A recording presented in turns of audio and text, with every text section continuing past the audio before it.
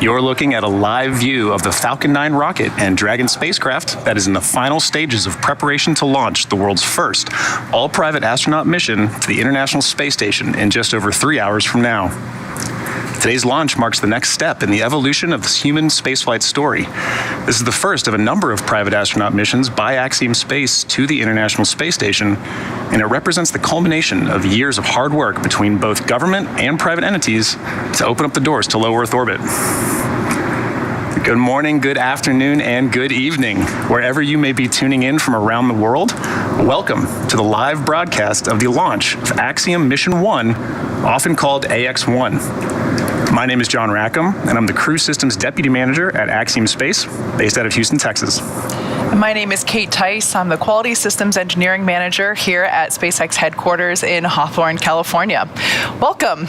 Together, we have quite a lot to share with you today about today's historic AX-1 mission. As John mentioned, this represents the first of its kind, as 4 Axiom astronauts will become the first all-private astronaut crew to the International Space Station. This is the first of 4 missions SpaceX will launch for Axiom Space.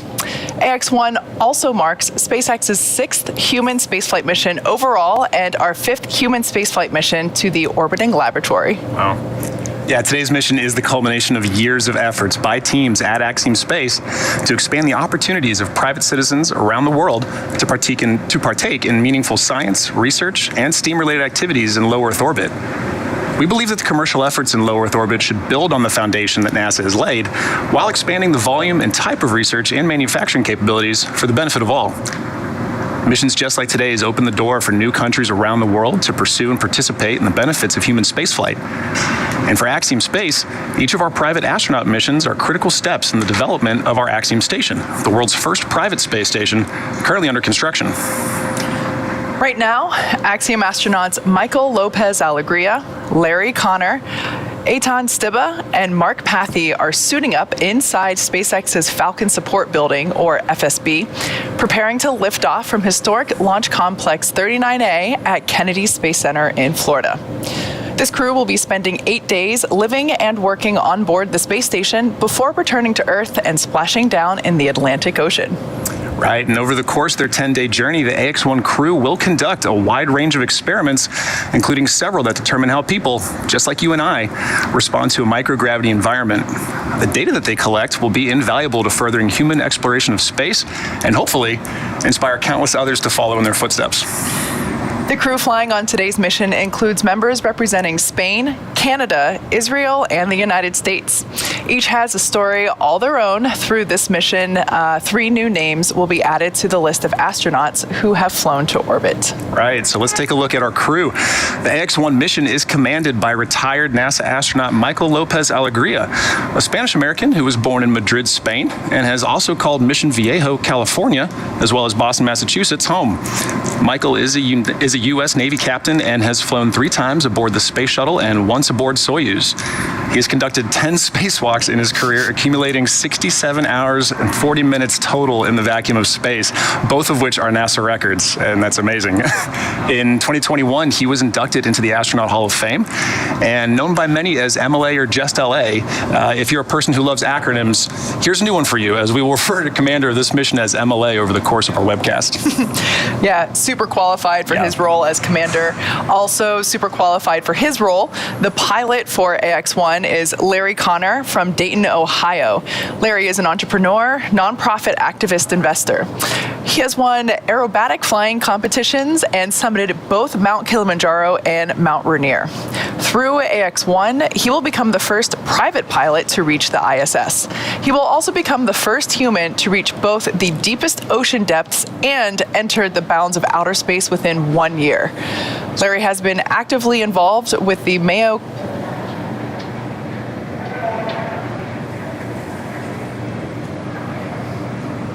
All right, so just some good notes there from our countdown team. As I was saying, Larry has been actively involved with the Mayo Clinic and the Cleveland Clinic for many years, helping to understand the effects of aging. This mission will add a new dimension to several of these studies. And serving as Mission Specialist 1, Eytan Stibbe will become the second Israeli ever to fly to space. In many ways, today's mission is a return to flight for the nation of Israel after the Columbia tragedy in 2003. Eytan served for more than 4 decades as a fighter pilot in the Israeli Air Force, where he received the Distinguished Aviator Medal, and today he is an impact investor and philanthropist. In collaboration with the Ramon Foundation, the Israel Space Agency, and the Ministry of Innovation, Science and Technology, and the Ministry of Education, Stibbe will fly to the ISS under the Rakia banner and the maxim, "There is no dream beyond reach."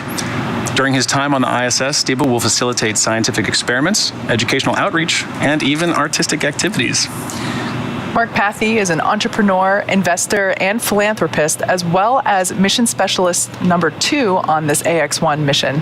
Pathy is currently the chief executive officer and chairman of Montreal-based Maverick, a privately owned investment and financing company he founded that focuses on innovation and social impact. As a strong believer in the importance of philanthropy, Pathy is a member of the boards and executive committees of the Montreal Children's Hospital Foundation, Dans LaRue, and the Pathy Family Foundation. Through the AX-1 mission, Pathy will become Canada's second private astronaut and the 12th Canadian to go to space. So as the crew finishes suiting up inside the Falcon support building, we are moments away from seeing them walk out the same doors that the Inspiration 4 crew inaugurated on their mission. But before they do, it's worth noting that today's mission holds a lot of excitement for groups around the world. So first up, cheering on Mission Specialist Mark Pathy are the many doctors and family of the Montreal Children's Hospital.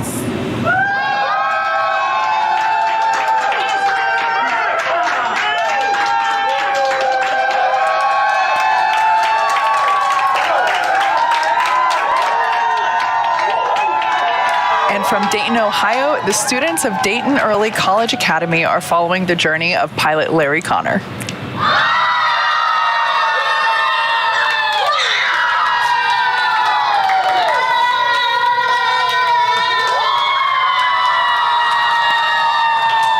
This kids get excited. And then all the way across the Atlantic from our partners in Madrid, Spain, teams at Motor and Sport Institute are gathering together to celebrate the launch of Commander MLA's 5th flight to space.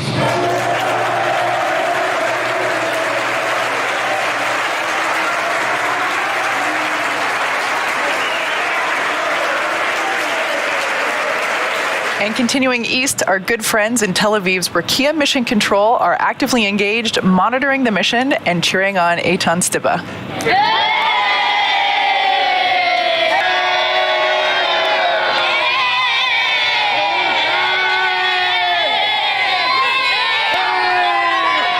Kate, to me, this is what really sets this mission apart. This is what humanizes this mission, seeing everybody that this crew's got to interact with and everything this means to these people here on Earth. It really shows that, this is how the dots are connected between what's going on up there and what's going on down here. Hearing about the kinds of research and outreach that each member has chosen to focus on was particularly interesting to me.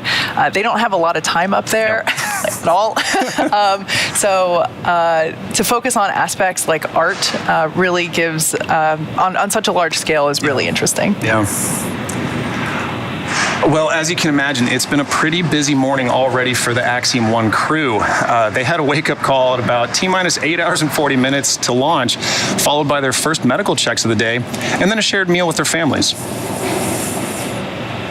At around T-minus 4 hours and 21 minutes, crew was formally handed off to SpaceX at the shuttle landing facility parking lot. At T-minus 3 hours and 50 minutes, the crew arrived at the suit-up room located in the Falcon support building, which is just basically right behind this camera view that you see there. Also around then, they had their pre-launch briefing, including weather information, launch details, and we gave them their tablets that they get to bring with them onto flight, which brings us to the current efforts. At T-minus 3 hours and 25 minutes, we will, the crew began suiting up, and once that process is complete, they will exit the Falcon support building and get into their Teslas. We will have 2 astronauts in each of the Teslas, led by a support vehicle. It's a short drive up to the launch pad, and once they arrive, the crew will ascend the fixed service structure that you see there in an elevator up to the 255-foot level. The crew will then take the stairs up the last 10 feet, where they will stop and make one final phone call before walking down the crew access arm to the White Room. The White Room is their last stop before climbing into the spacecraft, a process known as crew ingress.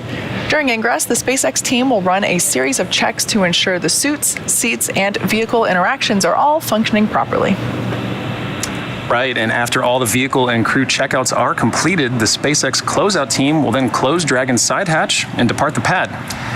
At about T-minus 40 minutes from launch, the crew access arm will then retract away, followed by the arming of the launch escape system. And once that arm is retracted and the escape system is armed, propellant loading on Falcon 9 will begin. At T-minus 5 minutes from launch, Dragon will be configured for what we call terminal count. And this is when Dragon's onboard computers take control of the spacecraft. And finally, at T0, Dragon and Falcon 9 will lift off from pad 39A. Roughly 12 minutes after liftoff, Dragon will separate from Falcon 9's second stage and spend the next 24 hours making its way to the International Space Station. Good morning. I'm John Innsbrucker, Falcon 9 Principal Integration Engineer here at SpaceX. We're currently at T-minus 3 hours, 12 minutes, and everything looks good for an on-time launch later today. Now, as Kate mentioned, the crew received their weather briefing just after T-minus 4 hours. As you can see from the view here, blue skies around Kennedy Space Center, pad 39A. Probability of weather violations is down to just 10%. Mostly we're just looking at some wind. We've also checked the ascent corridor in case of a launch escape is needed by Dragon. The sea state conditions are acceptable there. And even in the emergency deorbit locations, everything is acceptable. So the weather's looking good. Now at pad 39A, the Falcon 9 is powered up. The engine checkouts were performed overnight, and pressurization of the gas storage tanks on the vehicle is completed about T-minus 6 hours. Now, T-minus 2 hours, Falcon will begin its final checks for launch, including a communication check with the crew, and propellant loading will begin at T-minus 35 minutes. Now, as with all of our launches to the International Space Station, we have an instantaneous launch window at 11:17 a.m. Eastern, or 15 hours, 17 minutes Universal Time. If for whatever reason we weren't able to launch today, our next opportunity will be just under 24 hours later on the 9th of April. That puts us 15 minutes ahead of schedule.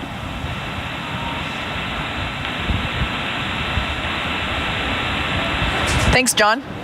So we are just under 3 hours and almost 10 minutes before crew is expected until launch, and we're expecting the crew to walk out in just a few minutes from the Falcon support building. John, as we wait for that, let's talk about any new traditions or celebrations for Axiom leading up to launch. Yeah, of course, Kate. So as you know, and as you can imagine, this has been a pretty big milestone that many at Axiom Space have been working towards for years. So we wanted to find a moment to highlight all that effort and mark a new phase of this journey that we're on together. So about 2 weeks ago, the Axiom family gathered together along with a crew and created a new tradition. And to mark the end of preparation of training phases and signify the first steps towards the operations phases, we held a first step to space ceremony at Axiom headquarters in Houston. Here's a quick highlight of that moment. We're really excited to welcome you for the first ever crew send-off.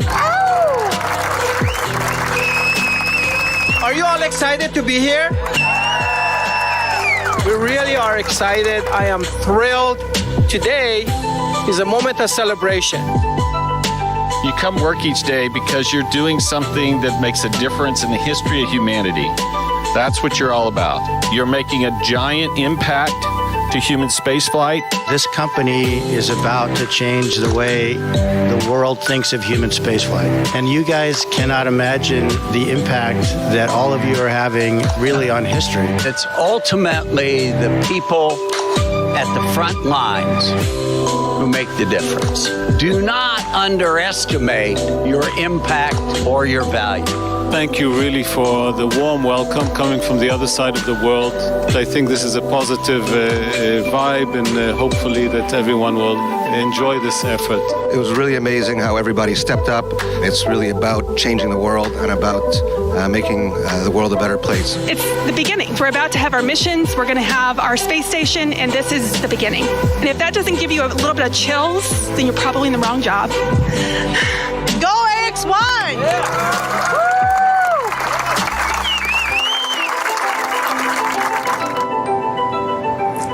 So around that same time, we scanned the bottom of the right shoe of each of the crew's flight suit and created what we're calling the Stepping to Space tradition. The crew will sign this finished plaque once they return from their mission. So you can see there, that's the plaque with their shoes imprinted, and it's been milled out. It's got the mission patch on it. Crew's going to sign that when they come back. That's super cool. Yeah. Obviously, so we're in Hawthorne, California, kind of close to Hollywood. Seeing that kind of reminds me of the area in front of the Chinese theater where movie stars get to put their handprints and footprints in. I like that one better. Yeah. That one's pretty cool. It's That's pretty a cool. space one. Exactly. It's a pretty unique space one. A little cleaner maybe too. That's super cool. So we're hearing that we're just a couple minutes away from being able to see the crew for the first time today. They are currently suiting up inside the Falcon Support Building, or FSB. That's basically the hangar close by to the launch pad, and the team is in there with the closeout team. Excuse me, not the closeout team. The suit. Countdown. We're at T-minus 3 hours, 7 minutes. Crew suit donning is complete. All right. We are ahead of schedule. Even better news, ahead of schedule. Now, you might hear check-ins with the team indicating what kind of margin that we have with our countdown, basically, and proceeding up to launch. We do build in margins so that if we are running a little bit behind or a little bit ahead, it's all good, basically.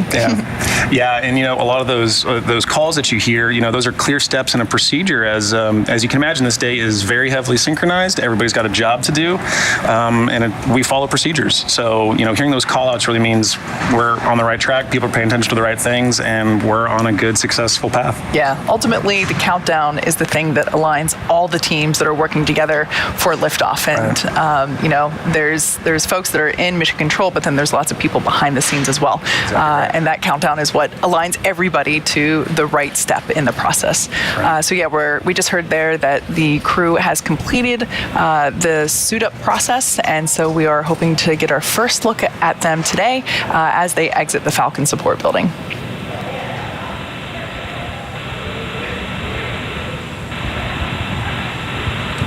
All right.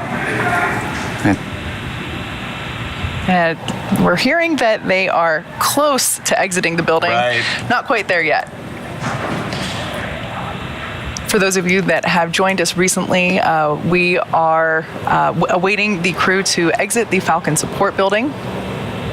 Right, and you can see there on either side of where crew's going to be walking out, the Axiom logo patch, or the mission patch rather. And when crew comes out, they'll be greeted by I think it's called the advanced team crew, or the advanced team, Kate, is that correct? So the advanced team is the group of people that are actually already out at the pad inside the tower and the capsule preparing those areas for the crew's arrival. That we are expecting to see the crew exit any moment. They will get into a couple of Teslas that will take them up to the pad. In addition to the crew, we will also have the flight surgeon and closeout leads riding along in the Teslas along with our astronauts.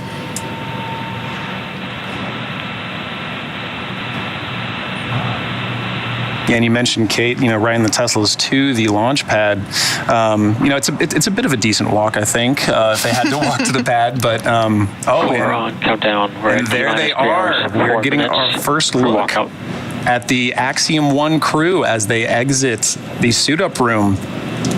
We can see there Michael López-Alegría, Larry Connor, Eytan Stibbe, and Mark Pathy.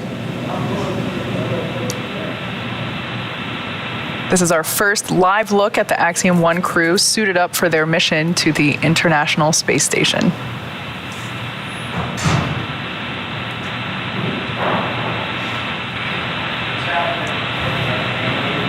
can see them there getting a few photos together. They look ready.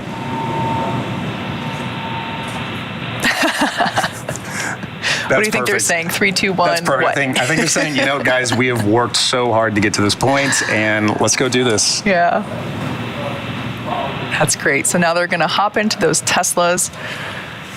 It's about a 2,000-foot drive or walk if you wanted to, but we want to keep everybody cool and comfortable before hopping into their spaceship. So we're going to drive them up to the pad from Falcon Support Building. And as you saw on your left side of the screen, Michael López-Alegría, the commander, and Larry Connor, the pilot, are riding in one Tesla together, and in the other is Eytan Stibbe and Mark Pathy. So again, you can see there on the left side, from left to right, we have Larry Connor and MLA in one Tesla together. And on the right side of the screen, you can see Eytan Stibbe and Mark Pathy. So they're getting buckled in, the doors came down and closed, and they are ready to get to the pad.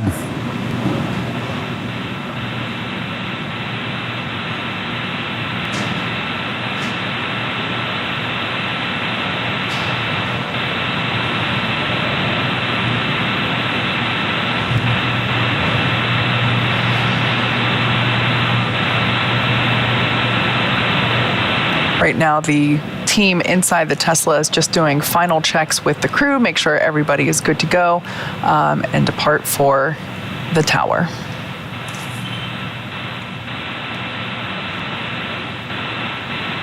And for their own comfort, Kate, they have umbilicals in the Tesla that connect to them, so it keeps them cool and keeps powered on.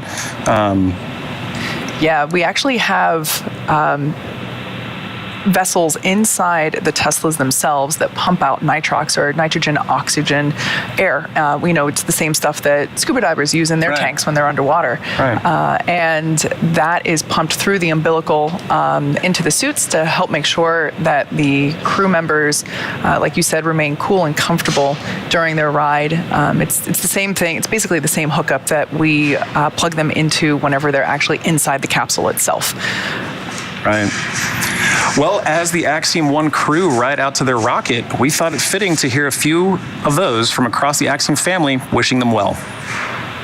Space exploration has always been about inspiring others, and this AX-1 mission is bringing about a new type of inspiration for the world. Congratulations, guys. I'm very excited to work with you to complete your science experiments and your educational outreach when you get on board ISS. Godspeed, and go AX-1 crew. We know you guys are prepared, and we'll be supporting you here from Mission Control in Houston. Launch day is finally here. Your cargo is packed and ready, and we can't wait to see you on orbit. Go AX-1.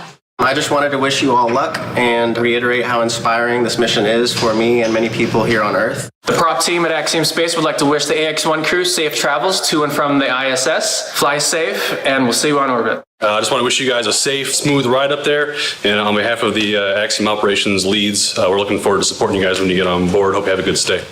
We are so excited about our first launch, and congratulations to the crew of AX-1 on making history. Thanks from the payloads team. We're really proud of the science that you guys will be doing on this mission and look forward to hearing all about it once you get back here on Earth. Thank you guys so much for letting us pioneer and improve upon the commercialization of space. We wish you the best of luck on your journey. We are absolutely thrilled to have worked with you in building AX-1. We're so grateful that you are doing this first for us, and we cannot wait for you to come home safely. We are so pleased to be involved with this historic moment that y'all are about to journey, and we are wishing you safe travels, infinity and beyond. As you're taking the next step in the evolution of the space industry. So I want you guys to be proud of that, embrace it, and Godspeed. The Wright brothers once said that the desire to fly has been handed down from our ancestors, looking up enviously at the birds soaring through space. And I just want to say it's now your time to be the envy of the birds as you soar higher and further than most of us could ever dare. Good luck and Godspeed, AX-1.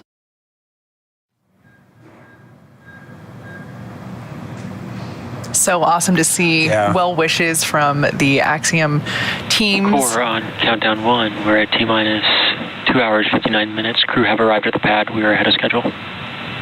All right, that was a commentary from SpaceX Core or Crew Operations and Resources Engineer Arthur Berrialt, indicating that the crew has arrived, which, as you can see just there momentarily ago, exiting the Teslas. This is their first opportunity to get an up-close look at their ride to space today. It's worth noting that we did perform a dry dress rehearsal on Wednesday. Was that? Yeah, I guess Wednesday. And so we, just like we're doing today, we walked through all the steps,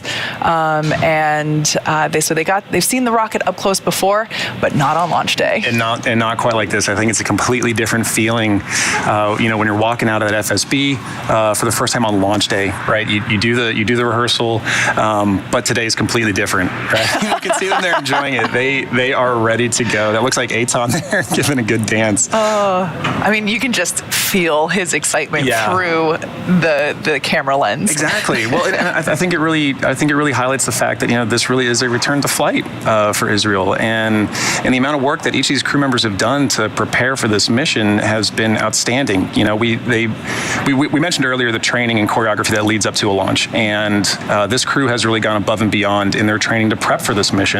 700 to 1,000 hours of training. They've really set that bar high for what this mission means to them and how they want to give back to the mission. And so I think it's more than fitting here to have a little bit of time to look back and enjoy it and say, we are ready. We are ready to get up there, and we are ready to go to the ISS, and we're ready to participate. So with that view there, you can actually see the elevator doors that they're about to hop into. They'll get in those elevators, which I should note, we are launching from pad 39A. This is the pad that humanity went to the moon from. Apollo 11 launched from here, and the space shuttle then flew out of this pad after the Saturn V program ended. And we just saw MLA and Mark. This is great. And so when SpaceX took over the lease for this launch pad in 2014, we did make some safety improvements and general refurbishments to the tower. So we did remove the rotating service structure, but what we see here, this is still the fixed service structure that existed in the shuttle program. So these elevators that this crew is getting into, MLA got in these elevators when he flew shuttle. Right. So that's pretty cool. Now they're going to take these elevators up to the 255-foot level. In the tower, we don't mark it by level numbers. There we can see that they have exited the elevator. Right. We see Mark Pathy there walking up the rest of the service structure.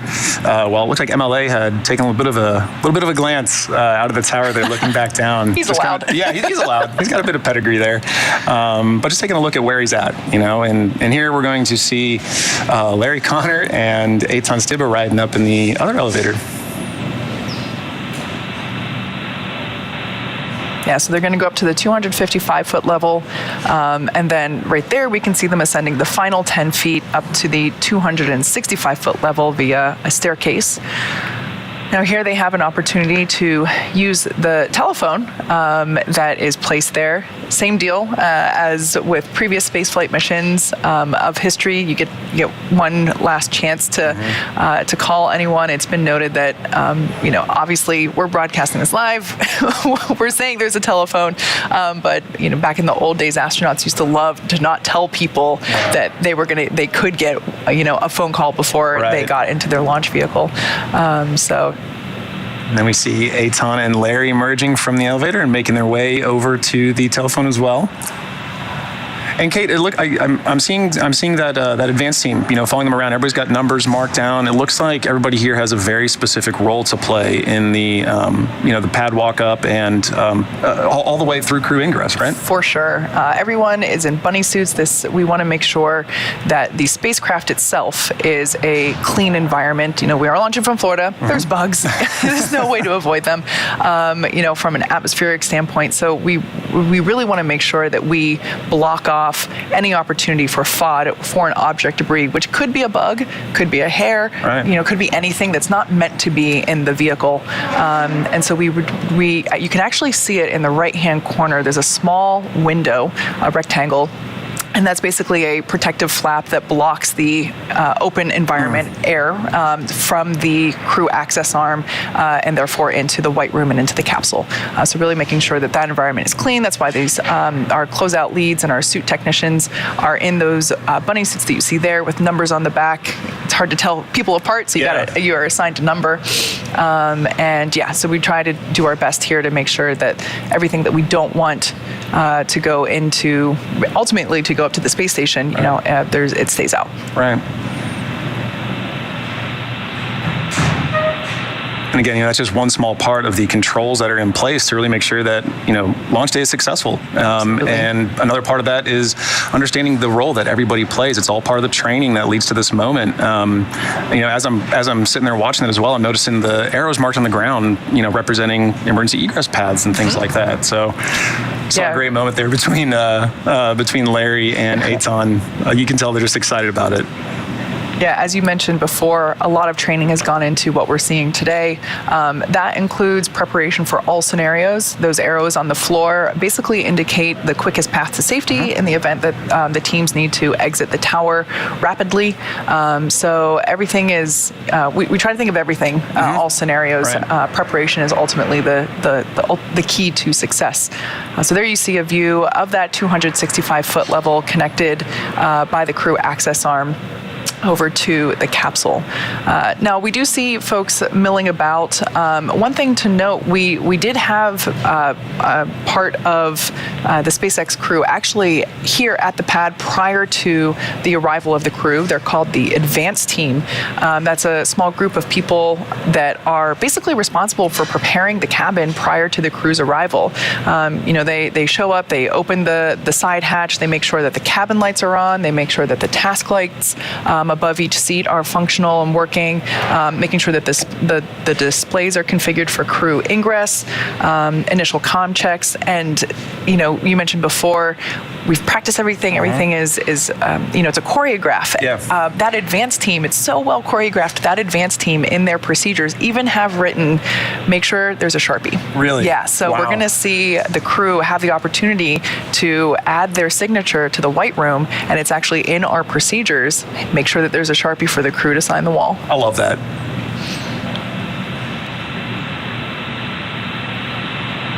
Looks like one of our crew members is making that call. We think it's hard to tell. I saw earlier Eytan leaning over the balcony, I think just taking everything in. What a beautiful day. Looks like that might be Larry Connor on the phone.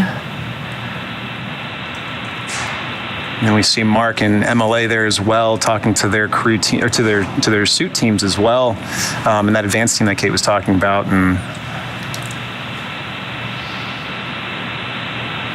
yeah, so you might notice the closeout lead there in the black bunny suit on the right-hand side has a tablet. That tablet is basically what we use to go by step those electronic procedures that we have written. And as you see people stop and pause, and you might see the crew members give a thumbs up, that's all part of the procedure. Right, and then we get our first look here now as crew is walking towards the white room, getting ready for ingress into their Dragon capsule. We see MLA and Mark right there walking towards their capsule right now. They'll be ingressing first, and soon we should be able to get a good shot here as crew waits ingress. As Mark and MLA make their way. Countdown. We're at T-minus 2 hours, 50 minutes. Crew have arrived at the white room to prepare for ingress.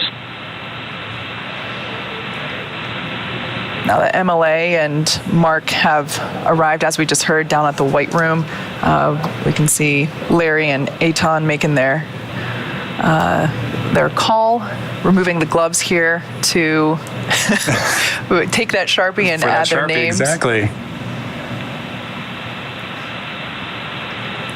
So this is an opportunity for all astronauts that depart from Pad 39A on a Falcon 9 vehicle to add their signature to this room. You can see there at the left the NASA meatball with all of the NASA astronauts that have made this journey prior. Yeah. And signing that wall is such a huge step, for any crew, I think, that gets to participate. But particularly, this is the first set of signatures of many for Axiom crew, and we're really looking forward to seeing a lot more signatures on that wall. Now, after the signatures, the closeout leads there, the suit technicians, are basically, right now, we can see them doing a pre-ingress. You can see the next two are making their way down the crew access arm. That closeout lead there is doing the pre-ingress checks, making sure that all the zippers are closed, making sure that the boot covers have been removed from their boots, removing the protective cap that's on top of the umbilical port. If it were raining, obviously it's a beautiful day in Florida. Yeah. And if it were raining, this would also be the opportunity that we would wipe the boots down before anybody enters. They're also just reminding the crew to be extremely careful when ingressing. We want to make sure that there's no contact between the side of the vehicle and their helmet, for example. Right. So just making sure that everyone, and again, we've practiced this many times, as you've mentioned. The crew has logged 700 to 1,000 hours. That involves practicing getting in and out of the capsule. Yeah, but like you said, this is a really controlled environment, right? This is really, when you button that hatch up, that is ready to go to ISS. And that controlled environment you got to take care of and make sure that you're, it's a crowded room in there, as we can see right behind Larry and Eytan as they're awaiting their ingress trans as well. But it's busy in there. And we got to make sure that, you're watching out for things like hatch seals and making sure that all of their flight suits are well taken care of and well maintained as they get into the vehicle. But like you said, Kate, it's a well-rehearsed, well-choreographed situation.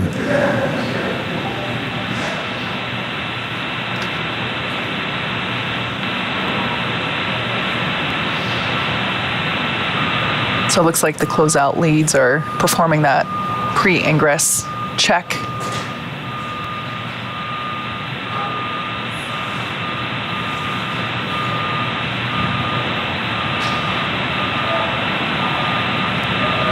Now, there's already a closeout lead or a suit technician inside the capsule.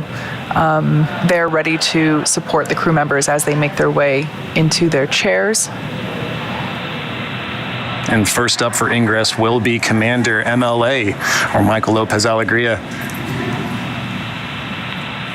You see Mark there getting a pat on the back as well, saying, "Hey, man, congratulations, let's make this happen."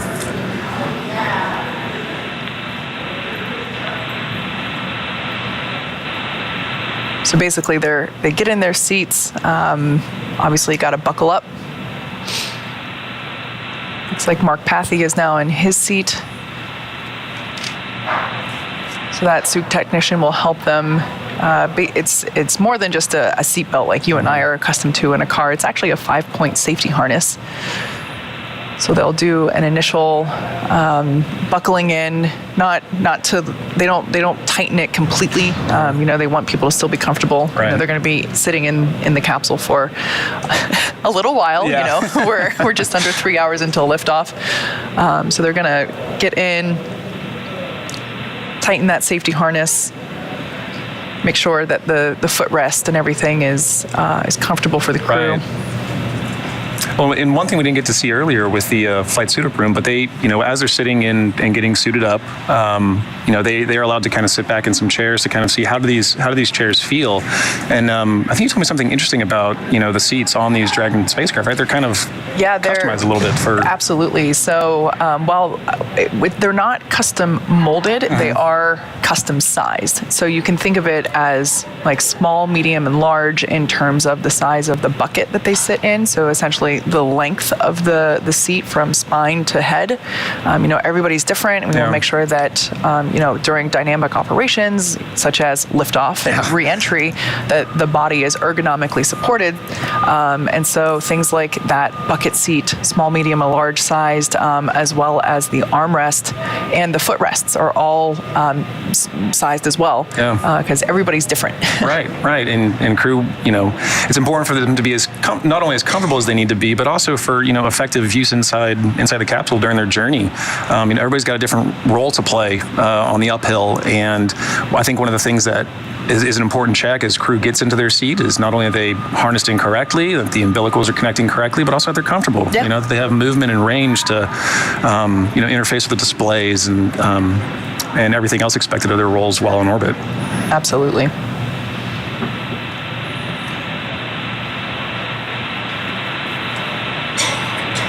Looks like we're just here getting final goodbyes from Eytan Stibbe.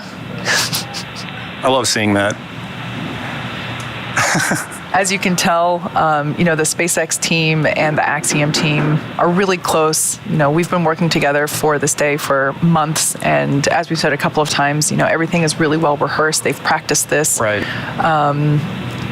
And the bonds that are formed between crew members and the support crew, obviously, as we just saw, are really tight. Yeah, I mean, it takes a huge team of dedicated, hardworking people to get a mission off the ground. And that's one of the things about these initial private astronaut missions is that's what we're trying to learn. That's what we're trying to work towards together, understanding all the collaboration, all the cooperation needs to happen on and off the ground in order to get these missions off the ground and be successful. So over the shoulder there, we can see MLA. I find it interesting, Kate. It looks like you've got 2 stickers on the inside of the Dragon capsule. Yes. Just over the head of MLA there. So this capsule has flown twice before. It previously supported the Crew 2 mission, and before that, it flew on our Demo 2 mission, which, for those that might be unfamiliar, that was SpaceX's first human spaceflight mission, where we carried NASA astronauts, Bob and Doug, or as we like to call them here at SpaceX, our space dads.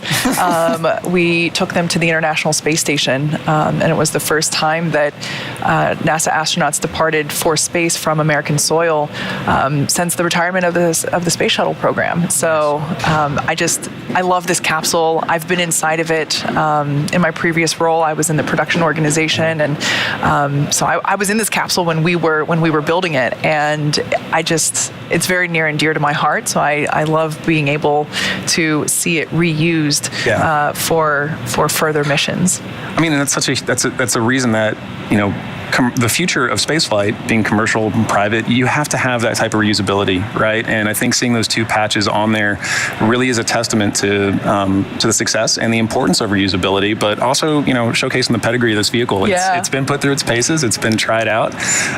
Crew loves flying it, from what I understand. And so it's really nice to see that that's indicated with those mission patches on it. It's a nice little shout out. Mm-hmm. So at this point in time, all 4 crew members have ingressed the vehicle. They are in their seats. And the suit techs, the closeout team on the SpaceX side, are doing final checks and making sure that everybody is buckled in properly, making sure that ultimately that the crew is good, doing final FOD, or not final, but doing FOD checks, foreign object debris is what I mean when I say FOD.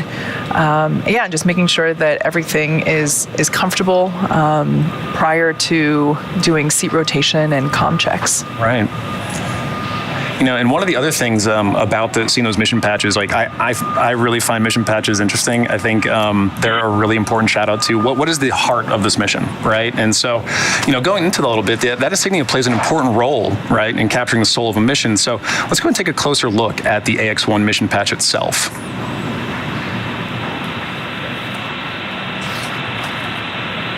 So, representing the heart of this mission is the ISS itself, with the solar array wings prominently displayed as each crew member's national flag, and signifying the key message of this particular mission: international cooperation and collaboration. Behind the ISS, you can see a cascading plane of blue, representing Earth's atmosphere and highlighting the journey humanity has taken to get to this new chapter. Above the ISS, 4 bright stars, anchored by an atom in the center, create a constellation marking the mission's scientific and aspirational objectives. And then finally, the golden border around the patch represents the significance of this mission to the people of Israel, inspired by the logo of the Rakia banner.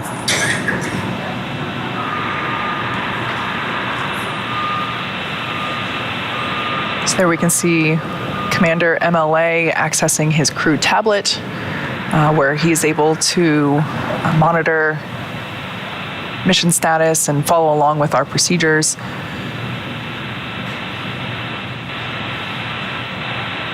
Amazing view of pad 39A with 39B in the background there. Gosh, what a gorgeous day in Florida. Yeah. It's looking like a perfect launch day.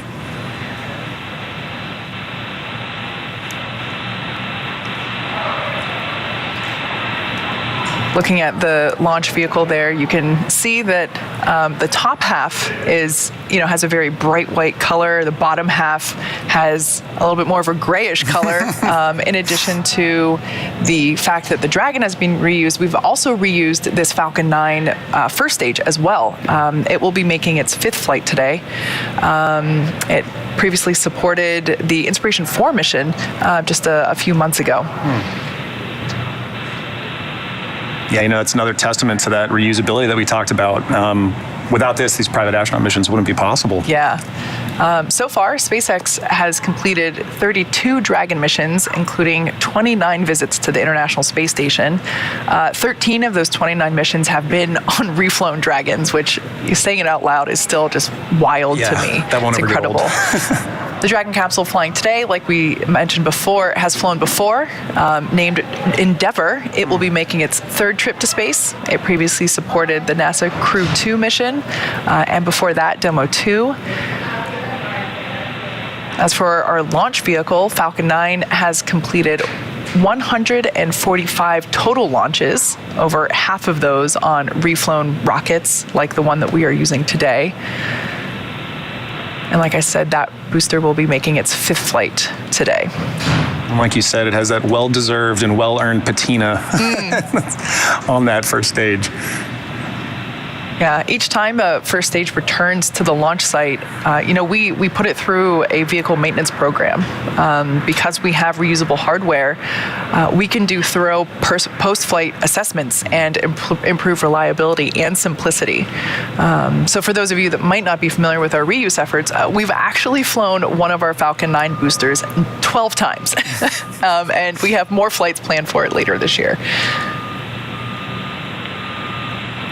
So looking a little bit at crew there of what we can see on screen, we see Mark, Larry giving those fist bumps. We see MLA, and then Eytan over on the far right. What can you tell us a bit about this seat arrangement inside the Dragon capsule, Kate?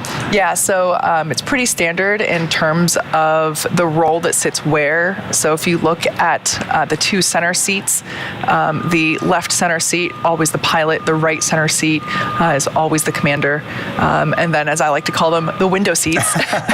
Which would be where I would definitely want to fly, are for our mission specialists.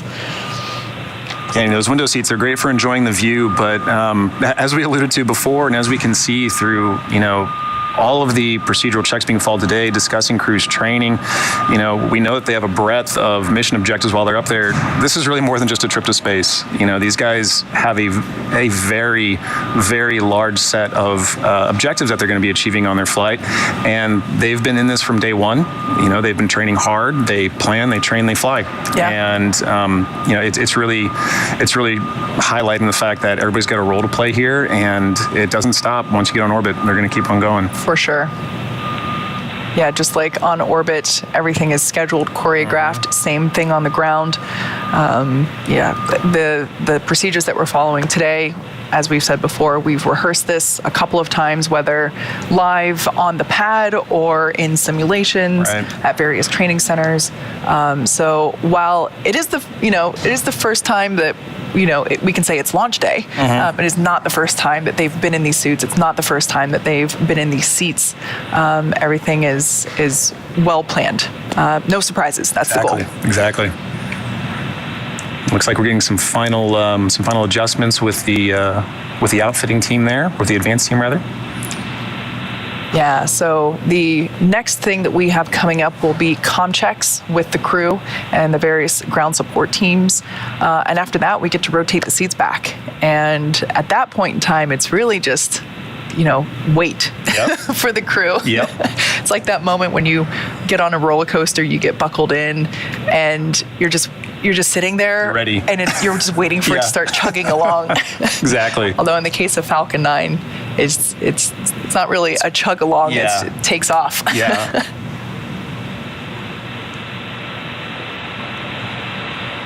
Well, based on some of the reactions from crew we've been seeing earlier, right? Seeing a lot of Larry's excitement early in the day. Even as they're buttoned in, comm checks would be complete at a certain point, and you're waiting. I don't think the excitement's going to be dying down. So in that shot on the left, you can actually see the Falcon support building just behind the hangar. So that kind of gives you perspective of how far the crew journeyed in their suits in those Teslas. Right, definitely a walk you can make, but if you're going to be in that suit all day long, it may not be one you want to. Yeah, I've made that walk many times, and not in a spacesuit, but can confirm it's a little bit of a hike. The incline up to the pad, it catches up with you. Yeah.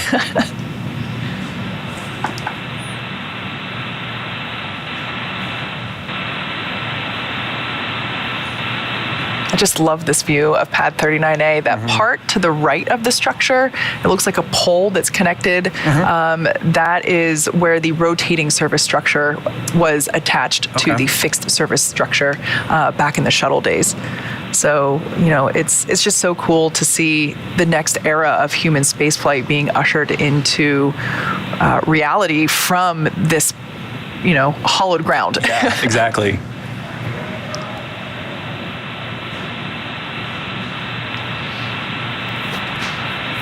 So right now the crew is checking in on their tablets and doing final checks with the closeout leads, which are the SpaceX team members that you can see there.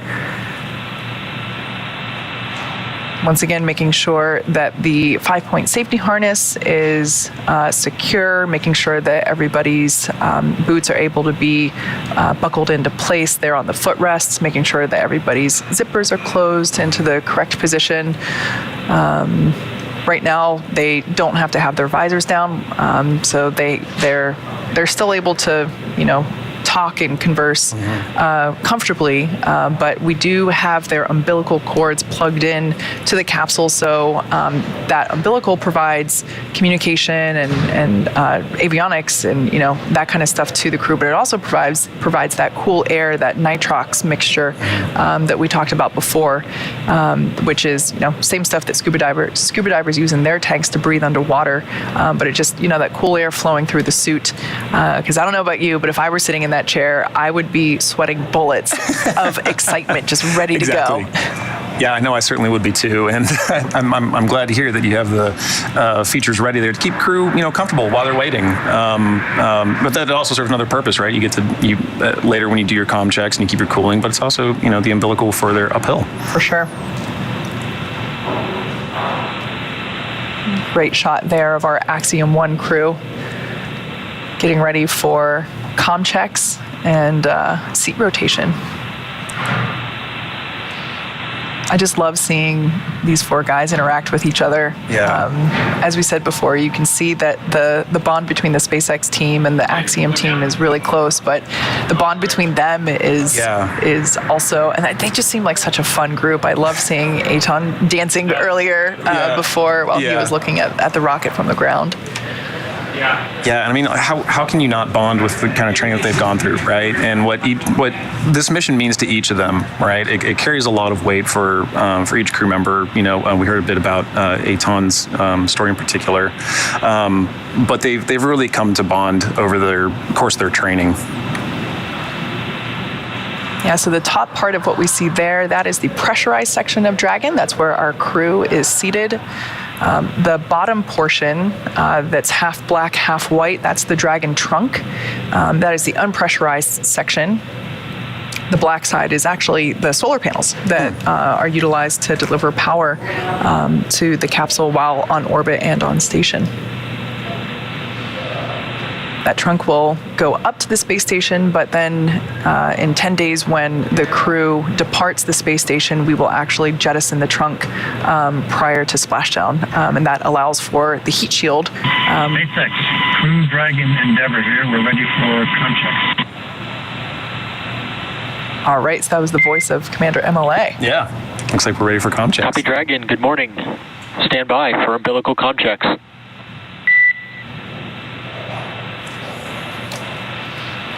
On the right-hand side of your screen, that is SpaceX Crew Operations and Resources Engineer, or CORE, Arthur Berriault, seated here at Hawthorne Mission Control.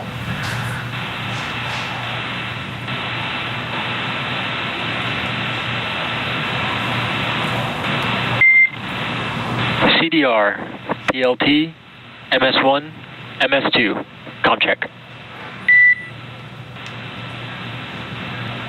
CDR has you loud and clear. TLT, loud and clear. MS1, loud and clear. MS2, loud and clear. And core, loud and clear. Umbilical comm check is now complete. Stand by for ground station comm check.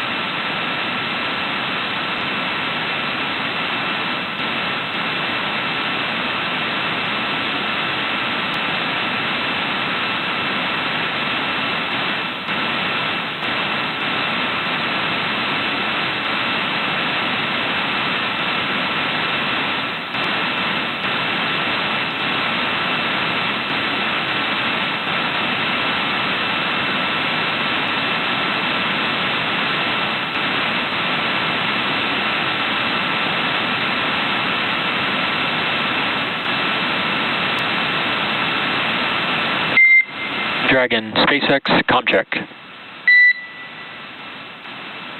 SpaceX Endeavour, loud and clear on the ground station. Core, loud and clear. Ground station comm check is complete. Stand by for TDRS comm check.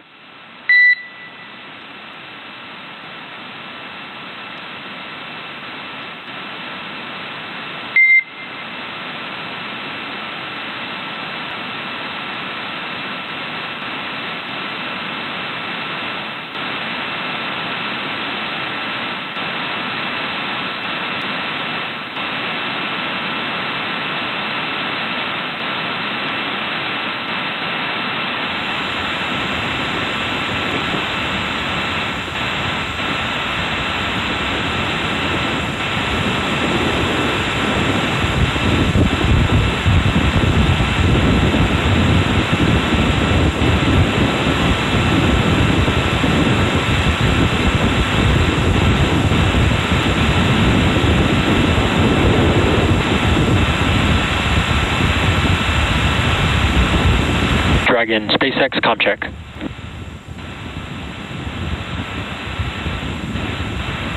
SpaceX Endeavour, loud and clear on TDRS. And core, loud and clear. TDRS comm check is complete. Stand by for comm checks with MD and LD in the launch configuration. Dragon, SpaceX, on countdown 1, comm check. Good morning, Anna. I hear you loud and clear. Good morning. I hear you loud and clear as well. Stand by for comm check over Dragon to ground. Dragon MD on Dragon to ground comm check. Loud and clear on Dragon to ground also. Good morning. MD loud and clear. Stand by for comm checks with LD.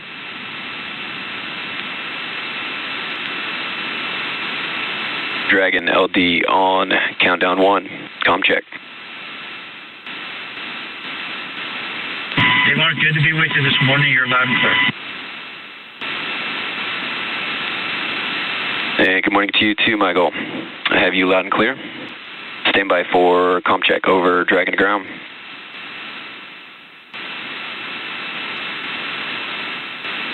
Dragon LD on Dragon to ground, comm check.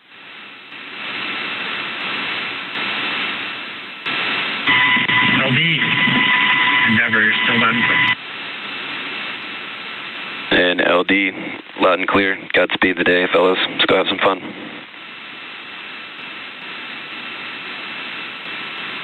Indeed. Endeavour, SpaceX, launch configuration comm checks are now complete.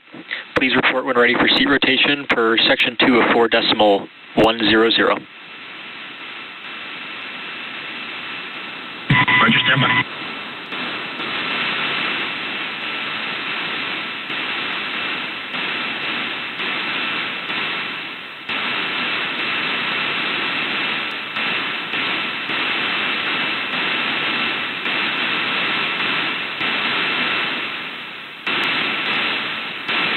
SpaceX Endeavour, we're ready for seat rotation.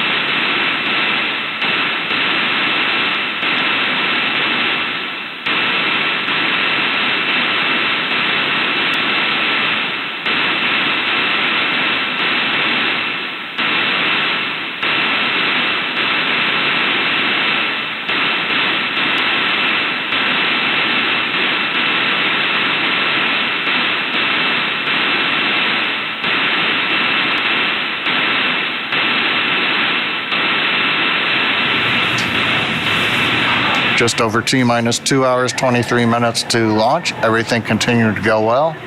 View right now showing the Axiom crew inside the spacecraft. Another minute or so, we ought to begin the seat rotation. Dragon SpaceX, we are ready to initiate seat rotation. Okay, we're standing by. Crew is ready. SpaceX advanced team is outside of the capsule. They'll watch as we rotate the crews into the launch position. Initiating seat rotation.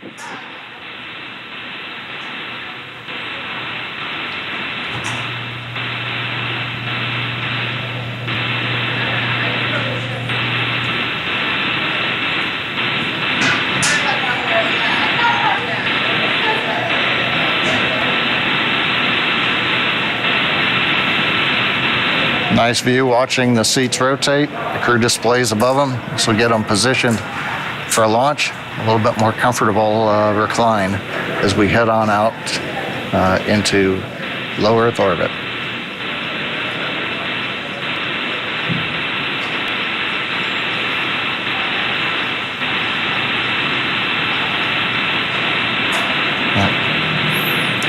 Dragon SpaceX seats are in the launch position. Thanks, Arthur.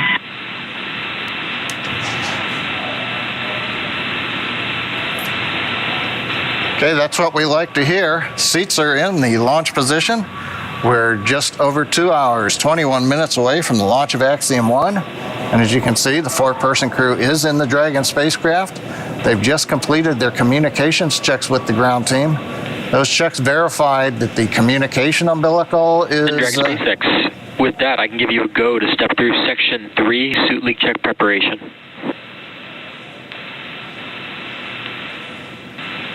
Copy, Arthur. Put that in work. Okay, we've heard the crew given the go-ahead to do a quick suit leak check. You can see them closing the visors. They'll do a short, just a few-minute check to make sure the suit integrity is good. While they're doing that, a little bit of a recap. We did hear the communications checks about 5 minutes ago. Went through 3 different paths. The umbilical that's hooked up to the Dragon spacecraft, that separates right at liftoff. Comms were good there to the ground team. We also did communications checks through the radio frequency transmitters, as well as the NASA tracking and data relay satellite that's up in geosynchronous orbit. So all the comm checks were good. Meanwhile, back in Mission Control, we heard the Dragon team also doing the comm checks. Mission Control Center is located here in SpaceX headquarters in Hawthorne, California. Meanwhile, out at Kennedy Space Center... Complete, ready for leak checks.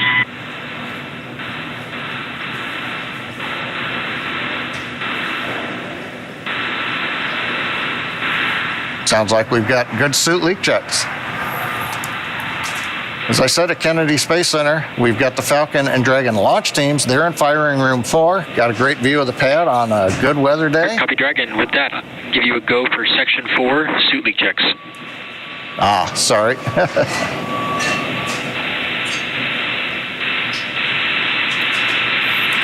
Didn't work. There we go. Call out to actually begin the timer.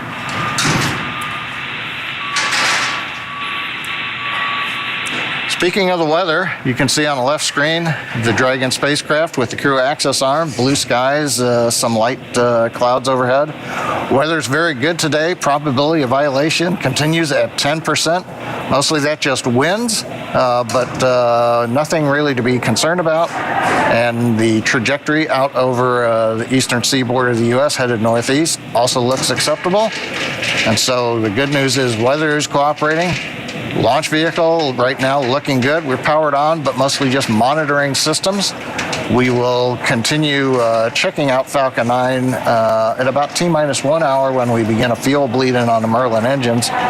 Dragon team also monitoring the spacecraft. They've done a lot of their significant work earlier, including pressurizing the Draco thruster system, doing an inertial measurement unit alignment. And right now they're working mostly the mechanical activities, getting the crew in, and as we'll see coming up, the hatch closeout, leak checks, and then eventually at T-minus 1 hour, the advanced team will be leaving the pad. So right now, T-minus 2 hours, 18 minutes, 10 seconds. All systems continue to be go for an on-time launch this morning of the Axiom-1 mission.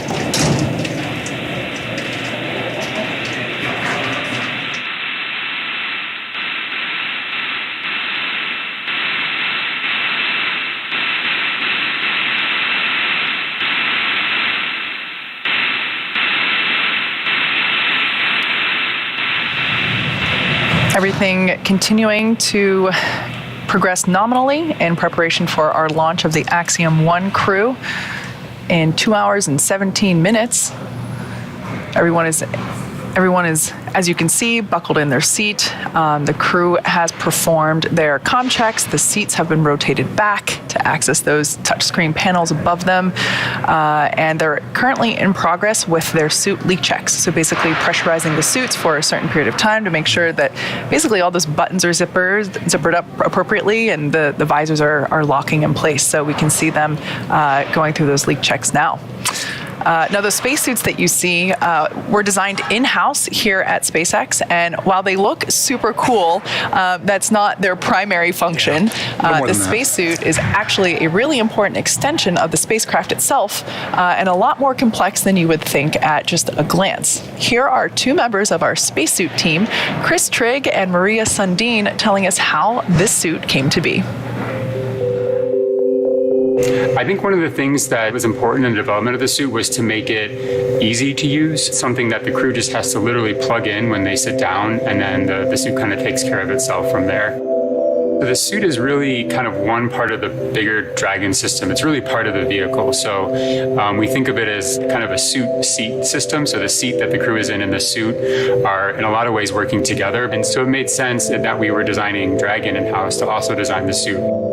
Our spacesuit is completely designed in-house. It's built here in Hawthorne, California, in the same building as the rocket and the capsule. The spacesuit is custom-made for each crew member, and that is to optimize the fit for the crew member. We definitely wanted to innovate and we wanted it to look inspiring, but first and foremost, we wanted it to be safe and reliable. The spacesuit's primary purpose is to protect the crew in the unlikely event that the cabin were to depressurize. But the suit does a number of additional things. It provides cooling and communication to the crew inside of the suit, provides them hearing protection, and the outer layer of the suit is flame resistant, so it provides flame protection as well. When the crew gets in the capsule, they get in their seats and they plug the suit into the umbilical that's attached to the seats. And the umbilical is providing everything that the suit needs. So it provides the avionics or electronics for communications. It's providing the air to cool the suit, and then it also provides gas when needed to pressurize the suit. So it's really a single point that lets the suit do all the things that it needs to do. We designed the helmet in-house. The helmet serves a number of different functions. Obviously, it's protecting the crew's head and it's retaining gas like the rest of the suit, but it also houses the microphones as well as the valves that are regulating pressure in the suit. We had to design the gloves so that they would work with the touchscreen so that the crew could use the touchscreen while they were in their suit. But the gloves also still had to do a number of other things like the rest of the suit. And then, of course, they have to be able to work under pressure. I think one of the things that's cool about the suit is it's not just a piece of hardware, it's not just a suit. It's a very personal thing to work on for everyone on the team who's been building these, and so it's a really amazing thing. So about a minute and a half ago, we heard on the nets that we had 4 good suit leak checks. So that was the next milestone that we were working through. So good news there. The crew is continuing to check off things on their to-do list, essentially for today. Now, as you might imagine, our crew for today's mission, Michael López-Alegría, Larry Connor, Eytan Stibbe, and Mark Pathy have gone through extensive training. As we've mentioned before, they've logged between 700 and 1,000 hours since mid-2021 of time dedicated to learning the SpaceX protocols, International Space Station systems, and ultimately to prepare for their respective research portfolios. To prepare the AX-1 AX-1 crew for their mission. Our teams here at SpaceX have spent the last several months teaching the crew about orbital mechanics, how to live in microgravity, and even running simulations of what the full mission will look like while seated in Dragon, as you can see there. This team has studied nearly 100 different training lessons covering all aspects of the mission. As the commander, Michael, or MLA, focused on guiding his crew through all of their SpaceX, NASA, and space station training. Our trainers have told us that he has demonstrated exemplary leadership in building a cohesive crew that can tackle any problem that they're given and work together to solve it through effective communication. As the pilot, Larry spent time developing his technical and operational skills as a first-time flyer in order to build a foundation for piloting Crew Dragon. Larry also served as the translator for his mission specialists, breaking down the technical data for his crewmates. And as mission specialists, Eytan and Mark have spent a majority of their training becoming proficient in operating equipment, interfaces, and a suite of other tools at their disposal to support the crew members throughout the ascent, rendezvous, and return portions of this mission. Right, but their training doesn't stop there, right? They had a lot that they had to cover. So the AX-1 crew has also completed things like zero-G flights to become familiar with the microgravity environment, as well as centrifuge training to experience the exact launch and entry profiles that they'll feel during their mission. Additionally, they went through wilderness survival training to simulate and practice high-stress scenarios, as well as medic training to prepare for potential illnesses that they might experience while in orbit. And as the first all-private crew to live and work aboard the International Space Station, they have been training at NASA facilities, specifically NASA's Johnson Space Center in Houston, since August 2021. Each crew member has completed training in health, safety, space station systems, and emergency protocols to ensure that they can each work autonomously without interrupting the workflow of other astronauts while on board the ISS. And naturally, each crew member has their own portfolio of research they will conduct or participate in. Many of these studies have required the crew to train on the techniques and best practices of their respective principal investigators. So, bottom line, to wrap that up, this crew really is setting the standard in how they approach training, right? They've really exceeded the requirements of the mission, and they've certainly surpassed all of our expectations. And it really highlights that this mission represents more than just the first fully private flight to ISS. As we mentioned earlier, it's establishing many new protocols and means of collaboration between government and private institutions. This crew really wanted to give back to the ISS, and they really wanted to give back to the mission and truly be a part of the team. And to do that, you have to be all in 100%. And so by immersing themselves in their training, they really set that bar high for private space flights and partnership efforts to come. Yeah, for sure. So we can see there our crew members checking in on their tablets, monitoring the step of the procedure that we're currently working through. Right now, the closeout team there at the capsule are performing final interior inspections, basically making sure that everything in the cabin is stowed, making sure that, of course, the crew members are all buckled in safely, and basically making sure that everything is in the final flight configuration. We don't want anything floating around that's not supposed to be. During their mission. So final interior inspections. After that, the team will perform a visual inspection of the hatch in preparation for hatch closure.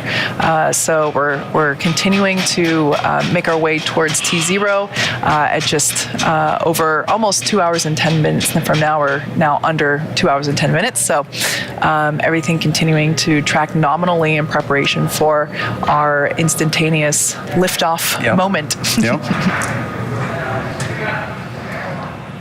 We can see there, once again, the tablets that they have allow the crew to monitor the procedures that we're working off of, and the touch screens, the touch screens that they have just above their heads there are where they can monitor the active operations of the capsule itself.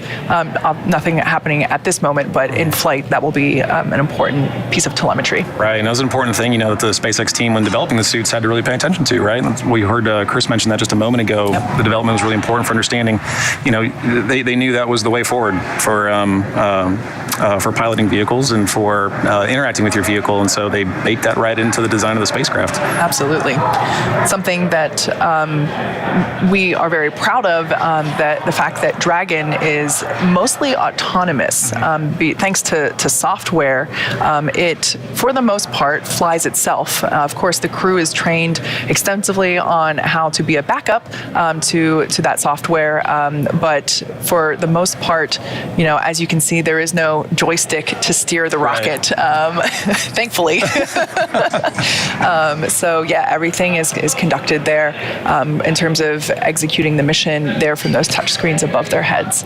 Right. Well, as we watch crew button up the rest of their movement, we'd like to take a bit of time now to talk about a keystone objective of the AX-1 mission, science and research.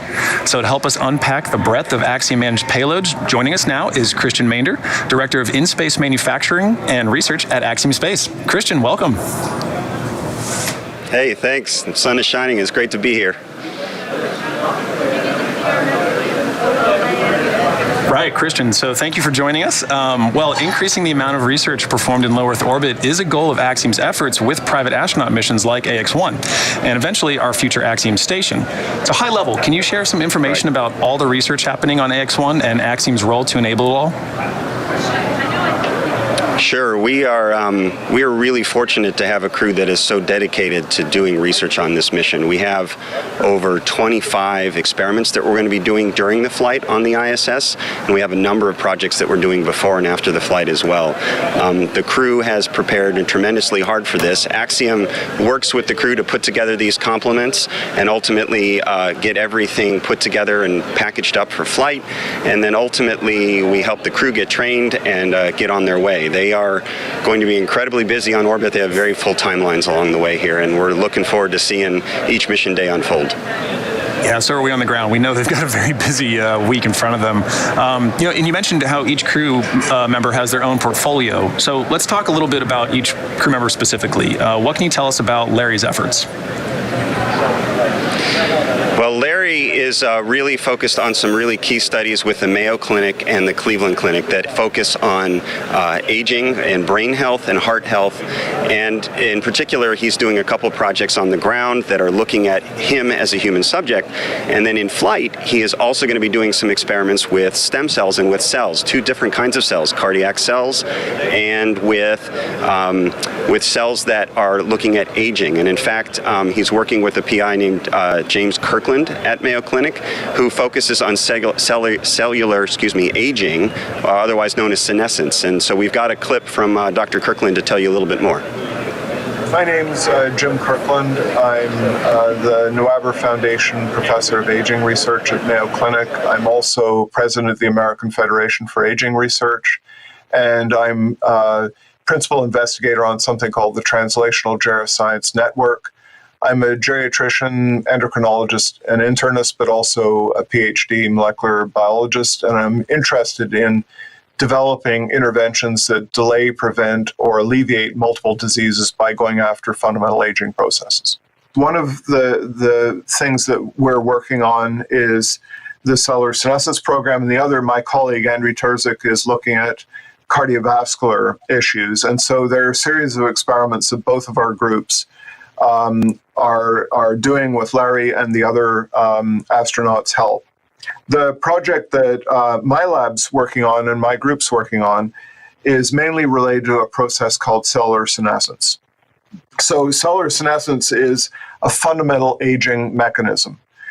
They're what we call the so-called pillars of aging, and they're joined together there in what we call a unitary hypothesis. And these fundamental aging processes appear to be root cause contributors to multiple conditions. So the idea is to find out on a short space mission where there's the predominant effect will be zero gravity, some radiation, if senescence develops. Larry and his group are also taking up cells that we're providing with them that are what we call pre-senescent. These are human cells in culture. They're going to be tending the cells while they're up there and changing the medium on them. And we're asking whether those cells become senescent in space. So special culture containers had to be developed for this by Axiom, special incubators. And Larry, we've trained him and his colleagues in how to change the medium. They have to take up these needles. And when he comes back, we'll have parallel cells on the ground that we will compare to the cells that have been up in space, and the insights that we will get from the experiments he is planning to do, both allowing his own blood and other fluids to be analyzed, and also by looking after cells that are taken in space, could help a lot of people with a lot of conditions that go far beyond space travel, to everything from childhood cancer survivors through to Alzheimer's disease.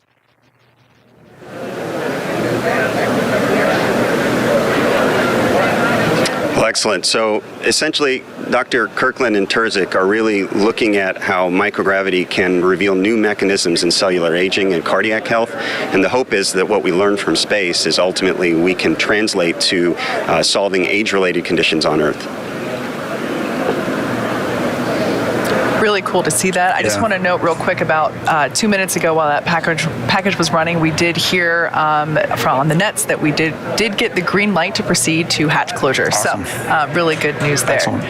Christian, back to you. What can you tell us about mission specialist Mark Pathy's research portfolio?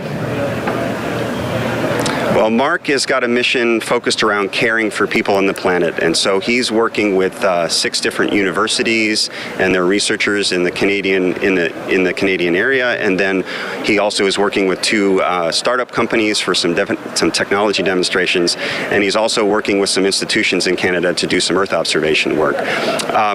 One of the studies that he's particularly focusing on is about pain sensation in space, and he's working with Pablo Angelmo, who is a PI at McGill University and works with the Montreal Children's Hospital. We've got Dr. Angelmo on video here to talk a little bit more about his research and why it's so important.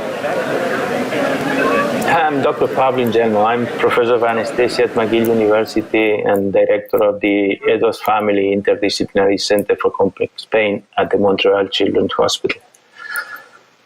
The knowledge we have about the relationship between microgravity and pain is minimal, almost non-existent. We know that half of the astronaut who goes into space will experience pain while they're in space or when they come back to Earth. To better understand why these people have pain, we assembled a research team of the Allen Edwards Center for Research on Pain of McGill University, from Concordia University, and also from the MD Anderson Hospital Cancer Center in Houston. This project also involved transfer of technology from the University of Pennsylvania. Our team includes experts in pain sensation, in the genetic mechanism of pain, in bone pain, in intervertebral degeneration, and in musculoskeletal spine imaging and rehabilitation. The novelty of our project is that we are trying to answer several questions from different perspectives and different angles in a single study. But in reality, we are conducting 6 studies in one.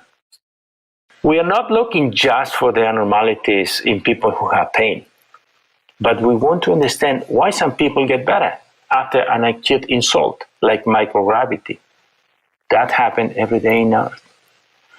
We plan to incorporate that information collected from astronauts into animal models, which may lead to application in humans, and eventually in different ways to treat them. Our hope is that information we collect will advance on research on help people here on Earth. I would say that Mark Pathy and his colleagues are giving us their time before, during, and after the flight. This will create new models of analysis for helping people in pain here, every day. I'm very grateful for their commitment and generosity.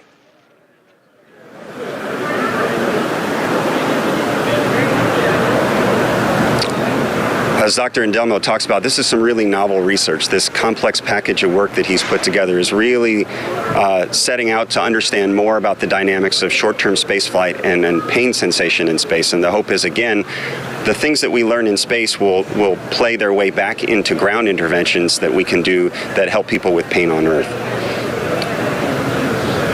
Yeah, Christian, I think, the main takeaway for me is showing, research like that really highlights the direct impacts that we can get from research done on orbit. It's not all indirect. But moving on to rounding out the mission, right? We know that Eytan has a significant amount of work in front of him. So what can you tell us more about Eytan's time on orbit?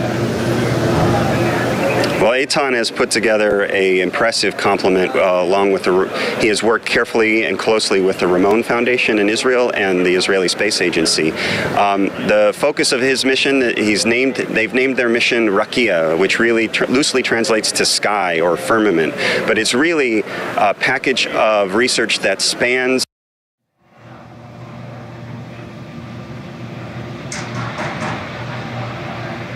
My name is Inbal Kreis. As the head of Innovation, System, Missile and Space Division at Israel Aerospace Industries, I led the scientific and technological program of the Rakia mission. The Rakia mission will allow Israeli scientists, entrepreneurs and students to test their experiment in the unique space environment. All the experiments in Rakia mission led by Eytan Stibbe are innovative and were chosen by a scientific committee based on their impact potential. 35 experiments arise from diverse fields of studies such as astrophysics, optics, radiation, communication, energy, agriculture, neurology, plasma technology, disease research, new therapies development, and many more. For example, in optics, the fluid lenses experiment, a joint project of the Technion and NASA, aims to enable for the first time the creation of optical components in space. In neurology, we are testing how we can take advantage of the conditions of microgravity to improve drug delivery to the human brain. An experiment of device to protect space systems from cosmic radiation. This technology will enable the use of commercial electronics in space environment. Testing recycling in space, the effect of microgravity on the rate of decay of plastic by bacteria. In agriculture, growing specific seeds in space as superfood and also for water purification, making the impossible possible. This is what makes Israel a startup nation, Israel the innovation nation. AX-1 and Rakia mission are positioning Israel as a leading technological player in the global space community. I look forward to exciting scientific and technological results. Good luck.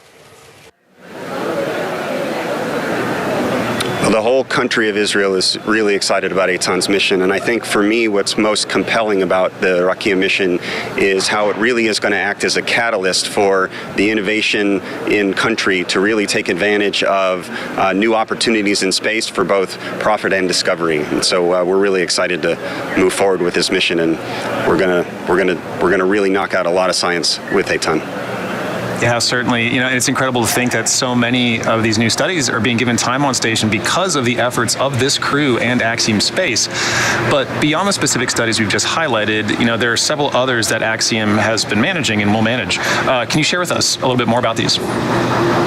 Yeah, I'm glad you asked. We at Axiom are also using this flight to really further research and technology development that we think either plays a role in developing new in-space manufacturing applications or research applications in the future, and also maybe technologies that will help build future spacecraft. So we have a project where we're looking at stem cells to understand more about precancer and cancerous changes in tumors. We have research that we're doing on the crew with partners in Houston to understand more about what it means to keep a more diverse population healthy in space.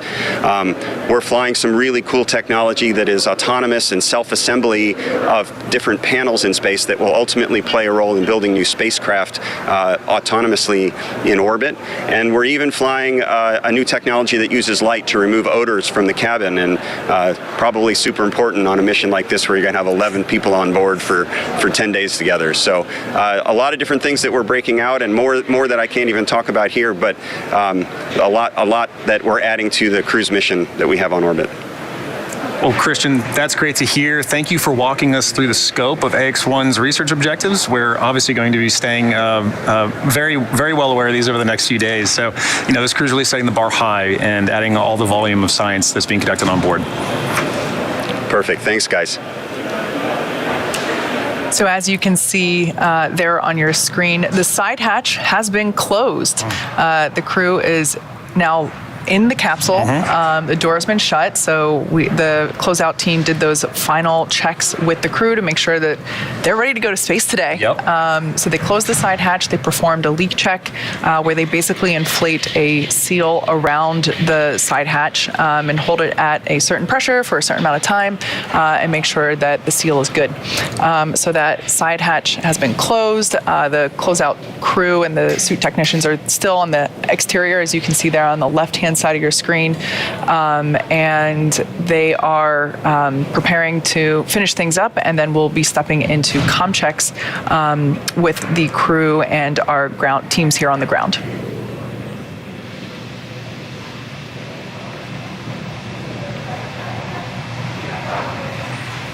Right, and like you mentioned, Kate, it's inch by inch to get us into space, right? We take steps all along the way to make sure, are we getting good comm checks? Good. Are we getting good leak checks? Good. All right, now let's close the hatch and let's check it out again, right? So it's all part of the process that this crew's a part of, and that all crews on the ground are a part of, to make sure we have a successful mission today. And, I think crew's now at that spot that you were talking about earlier. All right, we're ready. I see that hatch closed, and I know I got good comms. Let's get to space. Yeah, watching that seat rotation is always an exciting moment for me because you can see expressions change. You can see body language change because that seat rotation back into the launch position for the crew is the final physical movement that they have prior to liftoff. So it's always fun to watch. Now the crew's there on the left-hand side of your screen again. We're performing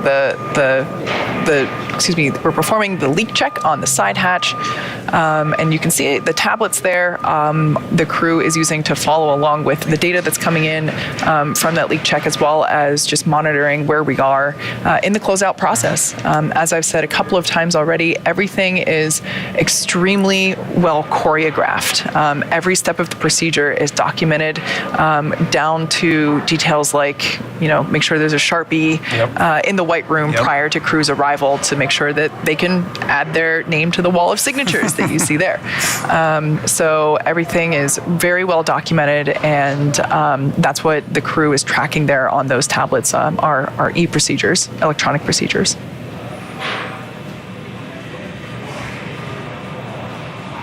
Right now we're about 2 minutes into the 5-minute wait for that leak check. So like I said, we inflate the seal around the side hatch and hold it at a pressure for 5 minutes and monitor that data to make sure that it holds that pressure for the 5 minutes.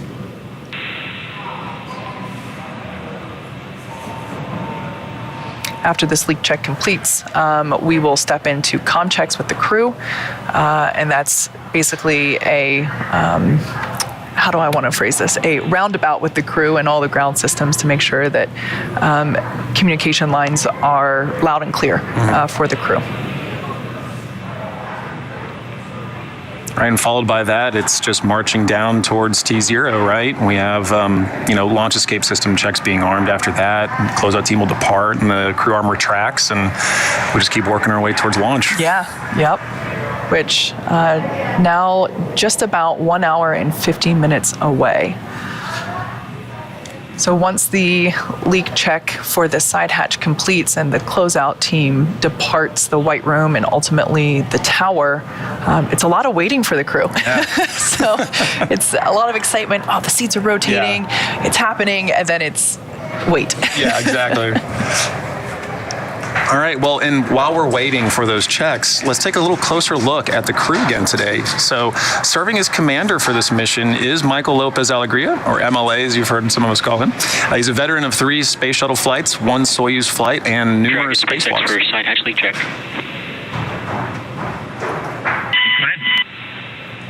All right, MLA, they were seeing some leak rate trending in the wrong direction, so we're going to reopen the side hatch temporarily, try and clean off that seal, and then re-close the side hatch to re-perform the side hatch leak check. How copy? Okay, Arthur, we copy that. All right, so that was just a note from SpaceX core Arthur Burial to the crew to let them know that we're going to reopen the side hatch. It sounds like that, as I mentioned before, we inflate the seal around the side hatch and hold it at a pressure. Sounds like we saw just a little bit of pressure loss there in that leak check, so we're going to reopen it and wipe down everything along that seal to see if we can get that to close up properly. Right, and as Kate mentioned, we heard that conversation between Core and MLA. So, taking a closer look at MLA here while we wait for those leak checks, this will be his third trip to the International Space Station. His last one was Expedition 14, where he also served as mission commander. So let's go ahead and take a closer look at the commander of AX-1, Michael López-Alegría. Michael, I want to know what the first time the feeling was when you got outside of the space shuttle. What was that feeling like? Most astronauts that have been to space will talk about the overview effect. Basically, it's a change in perspective. These experiences are really unique.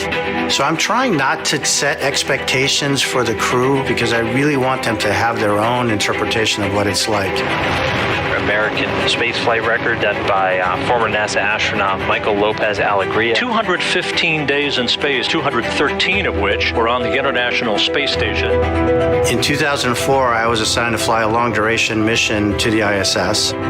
My two crewmates on the Soyuz would be a cosmonaut and then a spaceflight participant. And I wasn't too keen with that idea. And the few weeks that I spent training with her and the 10 or so days I spent on orbit with her completely changed my view. It has been a complete 180-degree change of direction, and I went from refusing the Kool-Aid to pouring the Kool-Aid. The thing about LA that's special is his patience and his skill, competence, his trustworthiness. He's well suited to be a commander of any space mission. AX-1 is the first private mission to the International Space Station.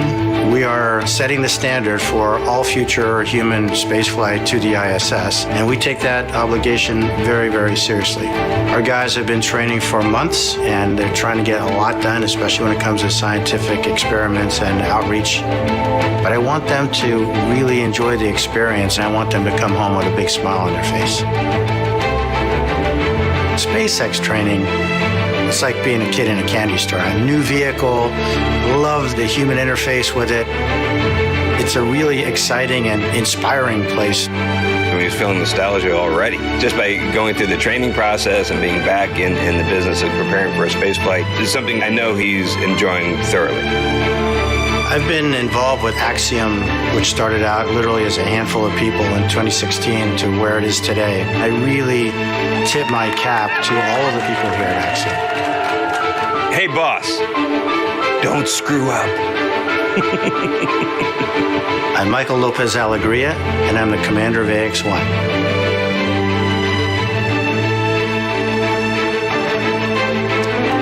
Larry Connor is Axiom-1's pilot.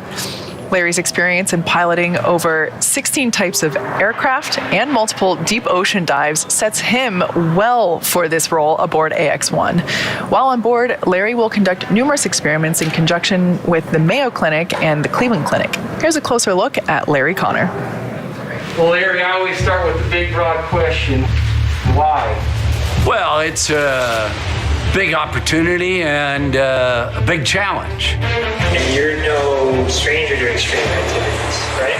Well, I don't classify them as extreme activities. I understand other people would. Larry is an entrepreneur and nonprofit activist investor. Larry Connor will be the pilot for that mission. The pilot is the person who is there to be equally technically proficient as the commander and to back them up. My pilot, Larry Connor, American businessman, he comes across as a no-nonsense guy. The words I would use to describe him are focused, organized, driven, and he's a real team player. I was really clear to Axiom right from the beginning. I didn't want to be a space tourist. I didn't want to go up there and sit. This was an opportunity not only to do exploring, but hopefully make a difference.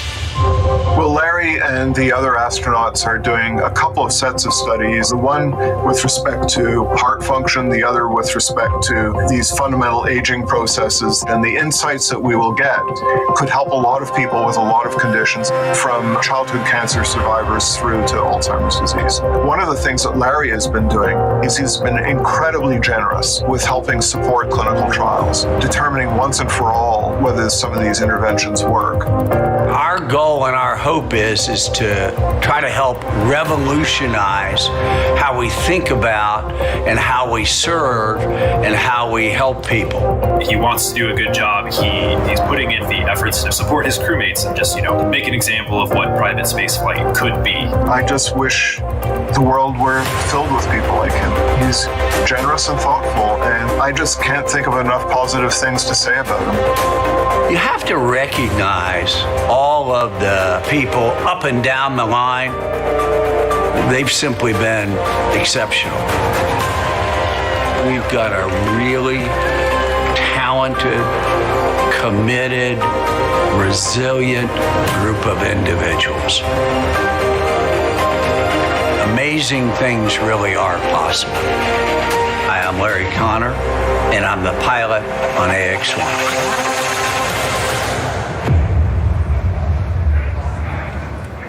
Now coming to Eytan Stibbe. Serving as mission specialist, Eytan has a significant mission ahead of him in terms of objectives, as we talked with Christian earlier about. Working with the Ramon Foundation and the Israel Space Agency at the Ministry of Science and Technology, Eytan will be focusing on everything from genetic diagnostics to arts and science outreach. Here's a closer look at Eytan's story. Tell me, what was your first spark to want to fly? That's an interesting question.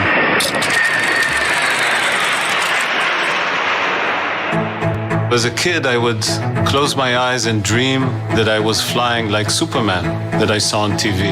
Actually, I went to sleep every night in this position. F-16 is a beautiful aircraft. It gives the pilot a feeling of freedom in the 3-dimension. You just look at somewhere and pull the stick and the aircraft performs what you wish. He has this inner drive. You see it shine or spark when he's exposed to new cultures. My dad has been, in the last decade, his heart has been into impact investments to create infrastructure and to help communities. The Rakia mission was built in the same manner to draw on the curiosity associated with human space travel, to conduct a wide range of experiments, educational studies, אפילו מאתגר את הדמיון הפרוע ביותר. Rakia patch. It has Rakia written on it in English, Hebrew, and Arabic, and one dot up above for the memory of Ilan Ramon.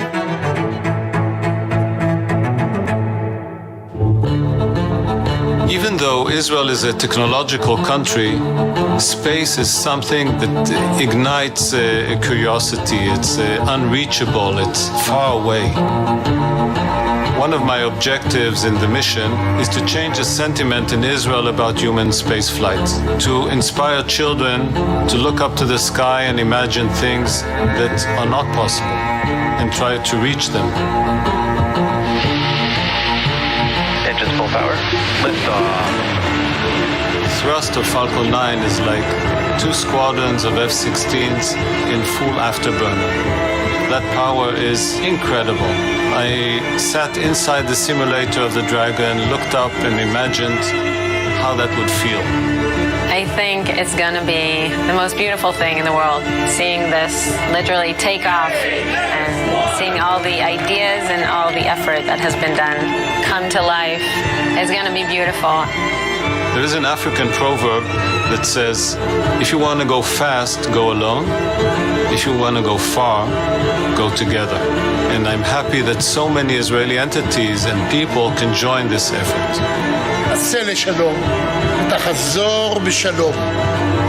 My name is Eytan Stibbe. I'm a mission specialist on AX-1. Mark Pathy is one of AX-1's mission specialists. A longtime philanthropist, Mark will be working with the Canadian Space Agency as well as Montreal Children's Hospital to conduct a number of experiments on vital organ monitoring, ocular health, and pain management. Let's hear a little more from Mark. In your mind, as you're driving at the pad site, would you have a drive-up song?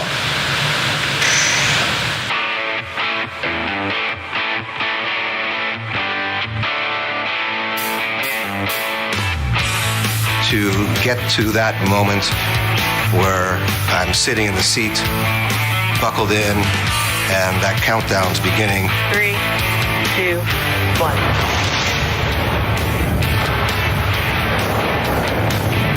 I imagine what it's going to feel like physically in terms of lifting off from the surface of the Earth. It's hard for it to always seem completely real. Then a whole other chapter opens and a whole other adventure begins. I'm very excited to start my training. Been waiting for a long time. The anticipation's been killing me. Now here we are today. I'm ready. As a proud Canadian, it was important to me to really highlight Canadian universities and Canadian research institutions and to give opportunities to those researchers and those organizations that they might not otherwise have. Mark was entirely committed to developing this mission as a scientific mission, and the theme of the mission was caring for the planet, caring for its people. We're going to be testing new technologies that can help us explore space, staying longer and going farther, but more importantly, can help change our lives here on Earth. There'll be a lot of physical and psychological studies that I'll be participating in up there. A lot of the research that I'm undertaking involves using me as a lab rat, because that's the best way I can contribute. A lot of what one experiences in space in terms of inflammation, in terms of pain, psychological feelings of isolation, those are things that affect sick kids. To me, I would like to think that I'll leave this world a better place than I found it. The crew is setting a high standard for private astronauts in the future because they're dedicated to science, they're dedicated to the mission, they're able to learn all these objectives, they are building in educational outreach. It's really exciting watching this come together. I'm very excited to work with you to complete your science experiments and your educational outreach when you get on board ISS. We know you guys are prepared, and we'll be supporting you here from Mission Control in Houston. There's a lot of people, some that I know and many that I don't, that deserve my appreciation and thanks and gratitude for getting me here. I'm Mark Pathy, and I'm a mission specialist on AX-1. We're currently T-minus 1 hour, 36 minutes, 27 seconds, as the Axiom-1 crew awaits its 11:17:12 a.m. Eastern Daylight Saving Time liftoff from Launch Pad 39A at Kennedy Space Center. Now currently, as you see a little bit on the left there, the crew is inside the Dragon capsule. We closed the side hatch a little bit earlier. We began the 5-minute leak check.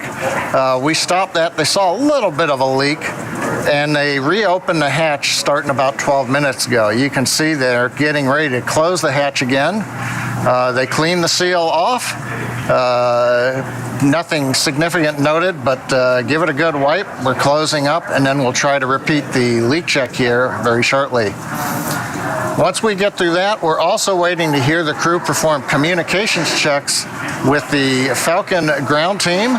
That'll be a checkout with some of the responsible engineers who you'll also hear during the ascent calling out status, propulsion engineer, avionics engineer, guidance, nav, and control, as well as chief engineer. Earlier, we did have the communications checks with the Dragon team. We heard that going through a variety of routes. That would be the umbilical, the radio frequency transmitters, and of course the NASA TDRS satellite up in geosynchronous orbit. So currently the weather, when we get a view of the pad, the weather continues to be go for launch, as well as any contingencies. For example, if a launch escape was required during ascent, weather conditions in the Atlantic Ocean off of the eastern seaboard of the U.S. as we head northeast towards the space station, those conditions are go.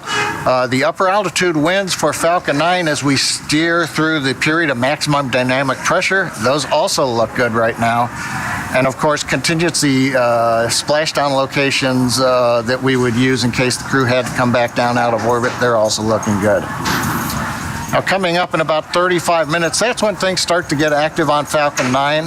We'll begin the fuel bleed in on the Merlin engines, let a little bit of propellant onto the vehicle, bleed it through the engines. That's getting them ready for the ignition sequence inside of T-minus 2 seconds. And of course, as we said, the Dragon team, the advanced team that's on the pad, they have to repeat the side hatch leak check. Good news is we've still got time in the schedule, and we have seen this before if you've been with us on one of the crew missions.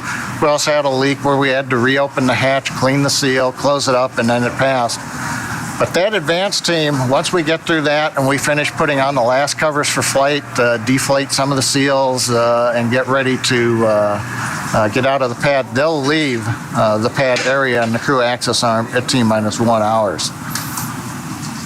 Also, a little bit earlier, we did a launch escape system checkout on Dragon. That came at about T-minus 1 hour and 52 minutes. That's mostly just checking all the telemetry of the systems that are required in the launch escape safety system. Everything checked out well, and that's a standard part of the launch countdown. It's critical to make sure that everything is in working order. We are closing the side hatch again, and we'll step into the next round of side hatch leak checks.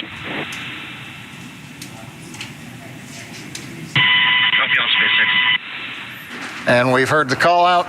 You can see the advanced team. They're closing the hatch. Looks like they're torquing up to the required load. We then begin a pressurization sequence for a few minutes, and then we hold it for 5 minutes. And then, fingers crossed, we'll get a successful leak check. We'll get into the communications checkouts and proceed on to the T-minus 1 hour and countdown, turn it on-time launch. But right now, Kate, John, everything continues to look good out of pad 39A. We have to recommence the health checks for the launch escape system with the second hatch closure. Expect a momentary flight computer state change.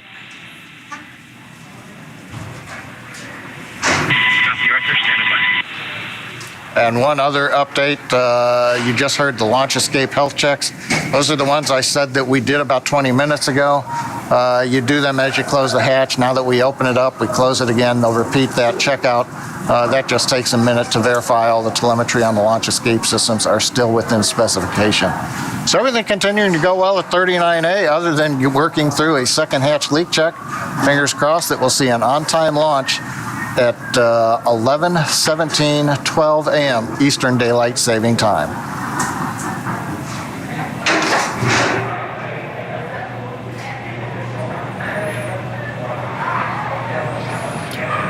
So as John and I said, we have we're now in the process of redoing the side hatch closure and leak check. So the team saw a little bit of loss of pressurization whenever we were conducting that leak check.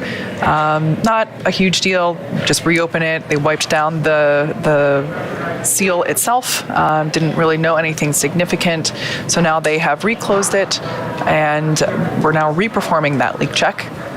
The crew remains seated and comfortable there on the right-hand side of your screen inside Dragon Endeavour. Yeah. Well, as we wait for that, I wanted to talk about a bit, like a major objective of this mission is outreach and, getting more people interested in spaceflight, but more importantly, finding ways to connect us together. And some of the best ways to do that are through art and shared experiences with art. So for this mission, we asked artist Michael Kagan, known for his space-themed artwork, to create an exclusive new piece that commemorates the Axiom mission. And he created the spacewalker that you see on your screen there. So this digital asset can be enjoyed as an augmented reality spacewalker that anyone can check out and play with. And here's how it works. I got to play with this a little bit yesterday. It's pretty cool. But we'll have a QR code for everyone at home to scan with your phone, and the spacewalker will become an AR model on your phone that you can play with. You can adjust the scale and position it as you want, rather, and then snap a photo with it wherever that spacewalker is. It's actually pretty fun. I got to kind of play around with them. We walked around here a little bit and popped a spacewalker over there and took a photo photo of it. It's pretty cool. That's pretty cool. Yeah, so at home, we'd love to see what you can do with it. So be sure to tag any posts with the hashtag AX1. That is AX and the number 1. Yeah, I personally, I'm not really into NFTs, but that is beautiful. This might be what gets me in. Yeah. So as you said, that's not it, right? We're taking this one step further with the goal of encouraging people all over the world to have some fun with this mission. We are announcing that the AX1 crew is going to mint the Spacewalker as an NFT from space. So for all of those NFT collectors out there, the Axiom NFT Marketplace is launching right now. And over the course of this mission, it will feature digital artwork, just like Michael Kagan's Spacewalker there, associated with this historic mission. So if you'd like to join, the website is nft.axiomspace.com, and it is going live right now. So we'll be announcing the live auction for the Spacewalker NFT during the mission. So be sure to visit nft.axiomspace.com for more info over the coming days. And that's where you're going to find the QR code to the augmented reality Spacewalker. So again, head to nft.axiomspace.com, scan the QR code, go have some fun, play with the Spacewalker, put them wherever you want, and have a blast with them.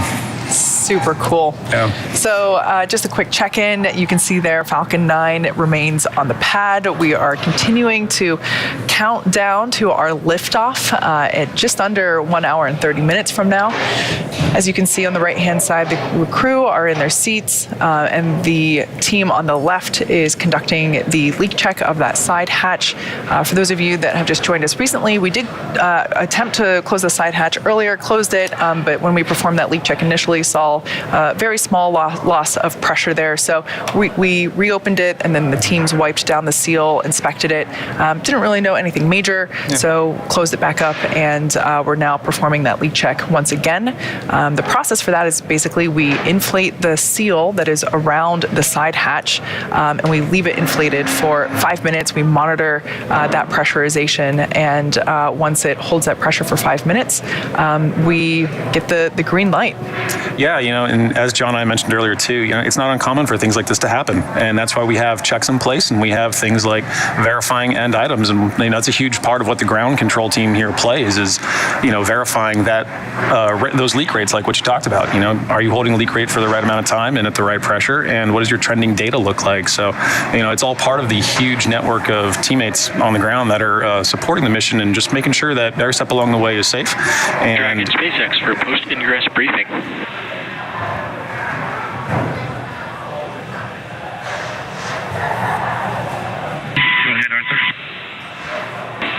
All right, MLA. While we continue through the side hatch leak check, it continues to look like a great day to fly. Dragon, Falcon, and 39 Alpha all look good to fly. Systems are nominal, and we have no deltas to the pre-briefed emergency deorbit sites.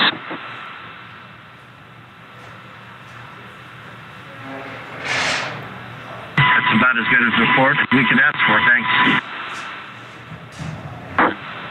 I concur with that. And for awareness, we will be stepping into Falcon 9 operator comm check shortly.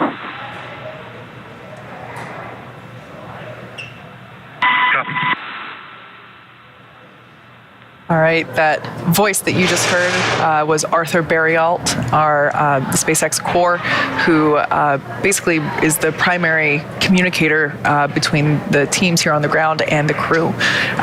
Really important role because for us we can see what's going on. We've got the views here, but think about it for the crew. They can't really see what's on the other side of that side hatch. So important updates there to keep them informed. That being said, Dragon, GNC will begin the Falcon 9 operator comm check with you at this point. Go ahead, GNC.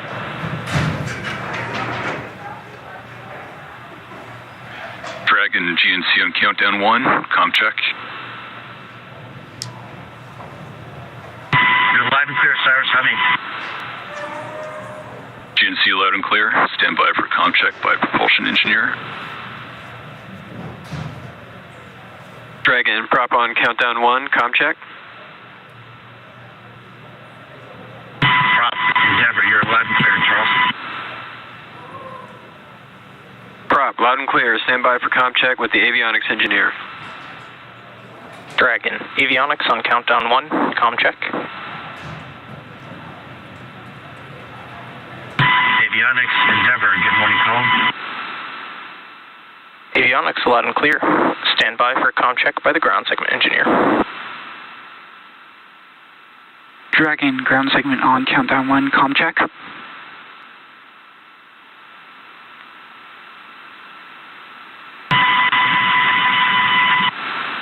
Left clear, Andrew. Good morning. Good morning, ground segment has you loud and clear. Stand by for comm check by launch control. Dragon, launch control on countdown 1, comm check.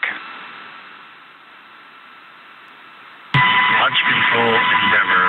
You're loud and clear. Launch control loud and clear. Stand by for comm check by the chief engineer. Dragon, comm check from chief engineer. Good morning, Chief Engineer. This is Endeavour. You're loud and clear. This completes the Falcon 9 responsible engineering comm checks. Godspeed.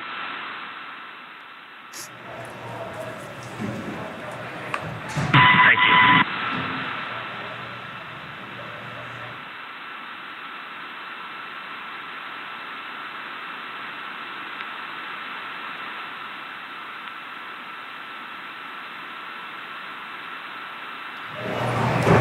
All right, there you just heard the completion of the comm checks. Basically, the ground teams, the various leads for the ground systems here, going around and making sure that the communication pathway to the crew is clear, loud and clear, as you heard them say. Voices that we heard there included SpaceX core Arthur Berrialt, the chief engineer for this mission, Bill Gerstenmayer, and yeah, just around the horn for those comm checks with the crew. On the left-hand side of your screen, just a quick check-in. The team there is performing the recheck, the recheck for that side hatch closure. So we did attempt to close the side hatch and perform a leak check, and we saw just a very slight loss of pressure during that leak check. So we opened it back up, wiped it down. Teams didn't know anything major when they inspected it. So now we've reclosed it, and we are reperforming that leak check, which includes basically getting it up to pressurization or pressure 3 minutes, and then holding it at that pressure for 5 minutes. So right now we're in that 5-minute wait period. So, as you can tell for the crew, it's a lot of waiting. It's we do this and now we wait, and now we do this and then we wait. Hurry up and wait, as they say. Yeah, and Kate, as you mentioned, and as we heard, on the concurrently while we're doing that repress and recheck, we are also trying to concurrently perform those comm checks, right, and gain some time back as well. So crew, as they're in their vehicle waiting, they're still on track for their mission, right? They're still zeroed in on exactly what they've got to do, exactly how they can provide assistance in providing and following their procedures and working with the ground teams to stay on track. For sure. And it's worth noting, we do build margin into the timeline for this exact reason. If you followed our human spaceflight missions before, sometimes you hear the Corps indicate that we have X amount of minutes of margin.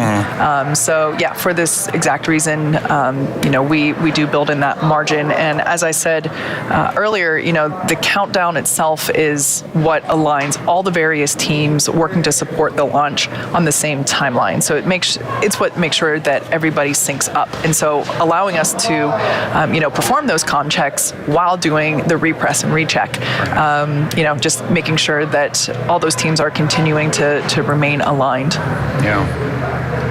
I think during this, waiting period too, crews sitting there thinking about not only what do I have to do today, right now, like I'm waking up and I'm getting my suit checked out.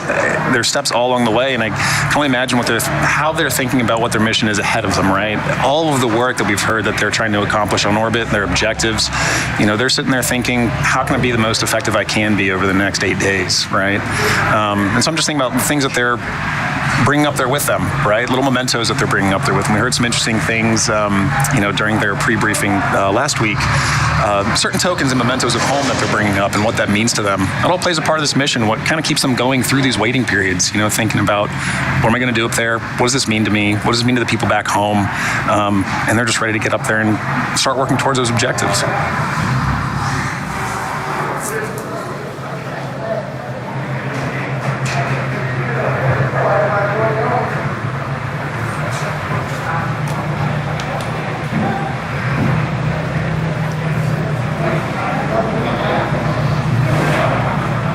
So we're continuing to monitor the recheck of that side hatch closure. The team is performing that leak check now. Should be wrapping that up pretty soon.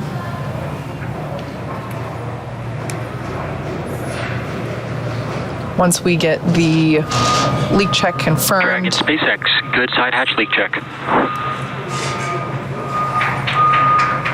news, Arthur. Thanks.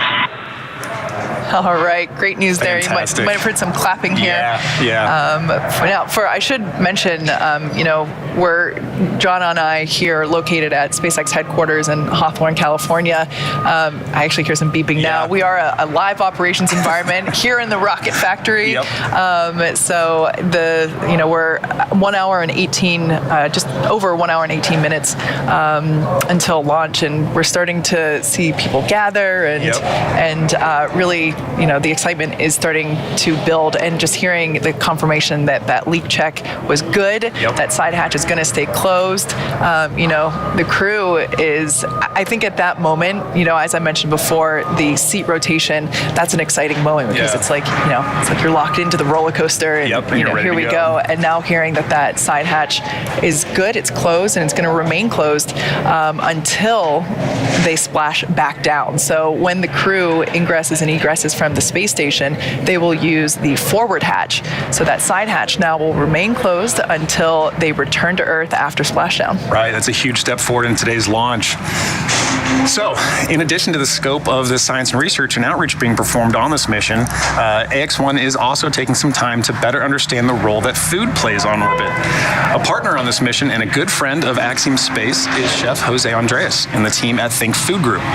Known for his visionary culinary creations and humanitarian efforts, Chef Jose's World Central Kitchen is doing important work helping to feed those who are displaced. Chef Jose also prepared the meals and snacks accompanying our crew to the ISS. In space, astronauts have limited kitchen equipment and ingredients on hand, so having already prepared meals that are both appetizing and comforting is a great way to feel connected to home. Right, so joining us now is Chef Charisse Gray, who you saw in that video, Director for Research and Development at Think Food Group. Chef, welcome to the show. Thank you so much for having me. Good morning. Good morning. Chef, clearly Think Food Group is doing instrumental work in bringing people together with food, and has for a long time. What has been your team's mantra or ethos when it comes to creating these new dishes? Well, at Think Food Group, our mission is to change the world through the power of food. And that's why we're so incredibly proud to partner with Axiom Space to have created the meals for the AX-1 multinational crew headed to the International Space Station. As Chef Jose Andres often talks about building longer tables, this is such an extraordinary opportunity to do just that, bringing together the hardworking AX-1 crew through food, reaching all the way to space. So, as a partner on AX-1, the culinary teams at Think Food Group have developed a meal to be shared amongst the crew in space on the space station. What did you put together? So, partner on the food mission was born on a friendship between Chef Jose and fellow Spaniard and veteran astronaut Michael López-Alegría, the commander of the upcoming mission. And as a result, we really wanted to lean on the flavors and traditional dishes of their native Spain. So we've made secreto de cerdo with pisto, which is a prized cut of Iberico pork with tomatoes, onions, eggplant, and peppers. And the second meal is chicken and mushroom paella. Paella is, Spain's quintessential rice dish, and the AX-1 crew will be able to enjoy also along with that some Spanish jamón, salchichón, and Marcona almonds. Super cool. Now, can you tell us a little bit more about the significance of those choices? We wanted to be sure that we created meals that were not only nutrient rich, but satisfying and really delicious. Unlike, traditional ready-to-eat meals that are designed for quick consumption. As chefs, we understand the importance of really, bold and memorable flavors and created food that you'd really want to eat anywhere in the world, or in this case, out of this world. Exactly right. So what were some of the challenges that you faced in trying to prepare those meals for out of this world? To make meals that are going to be traveling, for over 250 miles away and, putting in the forefront really crew member safety, they had to be very carefully prepared. And so the AX-1 crew meals were thermostabilized through the retort process. Now, your teams also put together a set of snacks that the crew is taking with them to enjoy at various points on their journey to the ISS. We were fortunate enough to receive a few of those extra packets, and we'd love to share a snack together with you. What do we have here? So you're holding one of the pouches of the actual meals. Let me see what you've got there. It looks like you might have got the pisto or the rice. I think I have the Valencia rice with chicken. Yes. And I just spilled it everywhere. There's the pisto there. Wow, just immediately the aroma just is it's strong. It's in a very good way. Yeah. It's my mouth is already watering. Well, and that's John, what do you have? Yeah, so I've got the pork stew, and I've got to say the same. The aroma, I think, is really what I would appreciate if I was on orbit and opening this up for the first time. Right? We've heard so much, especially on the crew system side at Axiom, how much aroma plays into just enjoying your meal, and that can go away during your time on orbit. So I think it's a really important aspect to consider when you're preparing meals. But also, snacks are super important. So, along with those meals, the AX-1 astronauts will also be able to enjoy some really Spanish delicacies such as jamón ibérico de bellota, jamón salchichón from Fermin, Casas de Jualdo olive oil, and Marcona almonds by Albert Adria. This is way better than I would have anticipated. Yeah, I've got to say, this is amazing, Chef Charisse. Thank you very much for putting this together, and thank you for letting us enjoy it. I was talking earlier about the importance that aroma plays, right, and being able to enjoy your meal. And we've often heard crew members reflect on how there's really just no better way to see a world without borders up there than just simply looking out the window while in orbit and enjoying some time together. So, something as simple as sharing a meal, right, together, but while looking back at home can really be a pivotal step in coming to that realization together. So thank you very much for putting this together for our crew. Thank you for working with them. And thank you for joining us today and letting us enjoy this together. So we wish you and the Think Food Group as much success as possible, and we look forward to hearing how it turns out on orbit. Thank you so much, and thank you for allowing us to be part of such a momentous event. Thank you for sharing that with us. It was awesome. Yeah. Well, after you. I was going to say, at Axiom, we are hard at work building the next destination in low Earth orbit, and Axiom Station is being designed as a true continuation and evolution of the International Space Station. So much gained over the last 20 plus years in orbit. Axiom's goal is to build upon the successes and lessons learned over that time while bridging the gap between the ISS and commercial spaceflight. Ultimately, allowing greater access to that knowledge and capability ensures that humans continue to benefit from time spent in low Earth orbit. Axiom's first private astronaut missions are crucial steps in learning how the relationships between government and private industry can grow and change.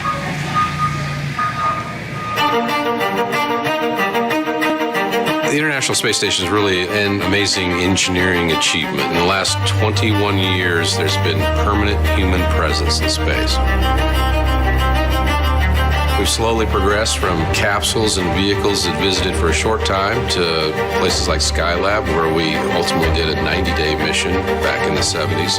Now we're on ISS for a year or more. And now it's time for the next space station. Axiom Space is about making living and working in space commonplace. The government has forecasted a demand for flying NASA crew members to low Earth orbit to conduct basic research and furtherance of their goals of deep space exploration. But then we also want to expand what can be done in space. 15 years from now, 20 years from now, we're going to be surrounded by objects that we can't live without that were manufactured in space. Today, we are in the process of building our first two elements. We have subsystems in development. We have a full lab of life support hardware that we're putting through its paces. We are building a propulsion system. It's a lot of those details in developing a space station. You know, the first 2 modules are being built by our partner, Thales-Alenia, and we're heading to what is called CDR, which is a critical design review. That really means that 90% of the design is done, and then you're ready to go to manufacturing. So HAB-1 is that first module. It has 4 crew quarters, it has payload accommodations, and it has all of the systems required to keep crew healthy and alive. So the plan is we'll fly 4 separate modules to the ISS. When we arrive with the 4th module, it'll have what we need to be independent of the ISS. So a lot of thought went into how do we allow it to grow. When we look at the future, we have thoughts on how we could double the number of crew every 5 years. There's a lot of excitement here about the AX-1 mission. Everyone understands that it's a very historic mission. We are just so excited to be part of that and having our people enable this historic moment. The AX-1 mission provides us the opportunity to refine our flight techniques and operations concepts in order to meet the higher complexity of operating a space station in orbit. That moment where we're captured and birthed to the International Space Station will be a moment that defines how we move forward as a species in low Earth orbit. This will be really the first time a fully commercial element has been part of the complex. Axiom Station is going to allow humanity to be a multi-planet species. When we pull that off, we change the world.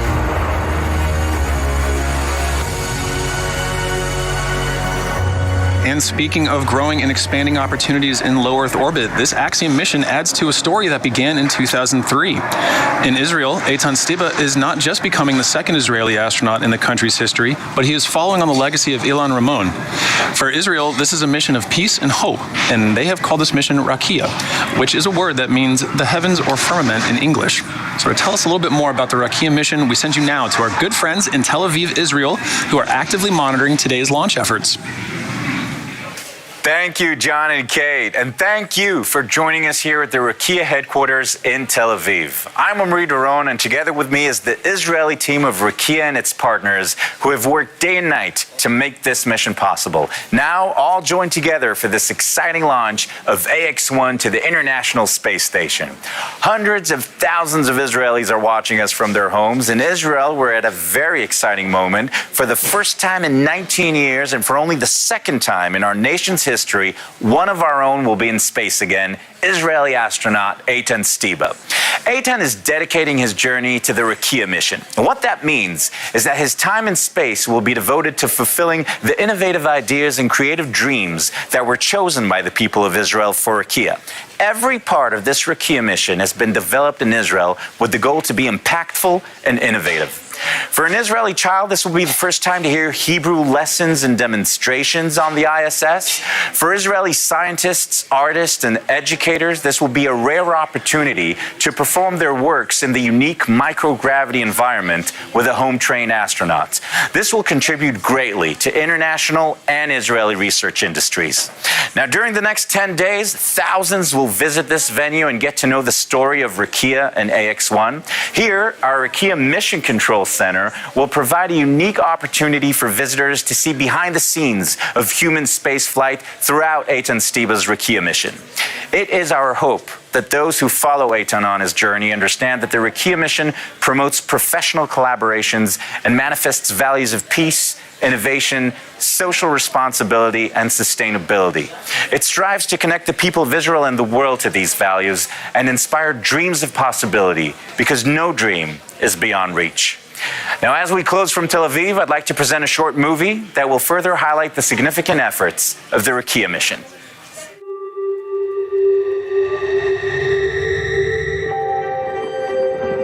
Just in case you find yourself leading an inspiring mission to space, here's a packing list that might help. You start with the basics. Ever-expanding dreams. Respect for borders mixed with utter disregard for them. Dozens of wishes. A poem. Your favorite soundtrack. Your biggest hopes. A hunger for miracles. endless amounts of innovations, like brainwave measuring device, groundbreaking blood test through capillaries, and laughing in the face of lenses manufacturing capabilities. A new outlook on storms. An entire platform that pushes science forward. Because there is no I in space. Dreams to be realized. Tips from friends who showed you the way.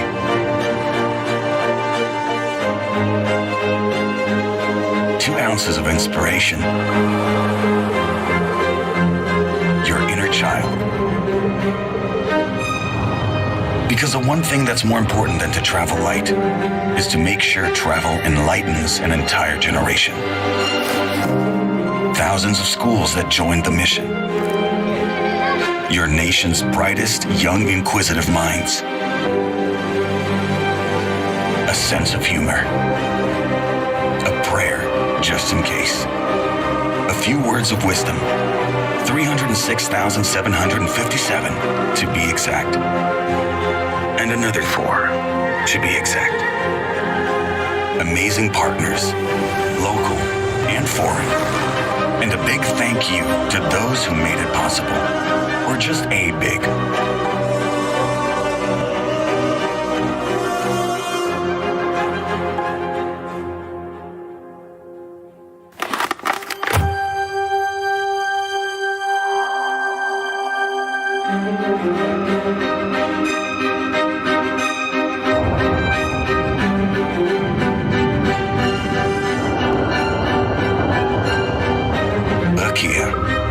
There is no dream beyond reach.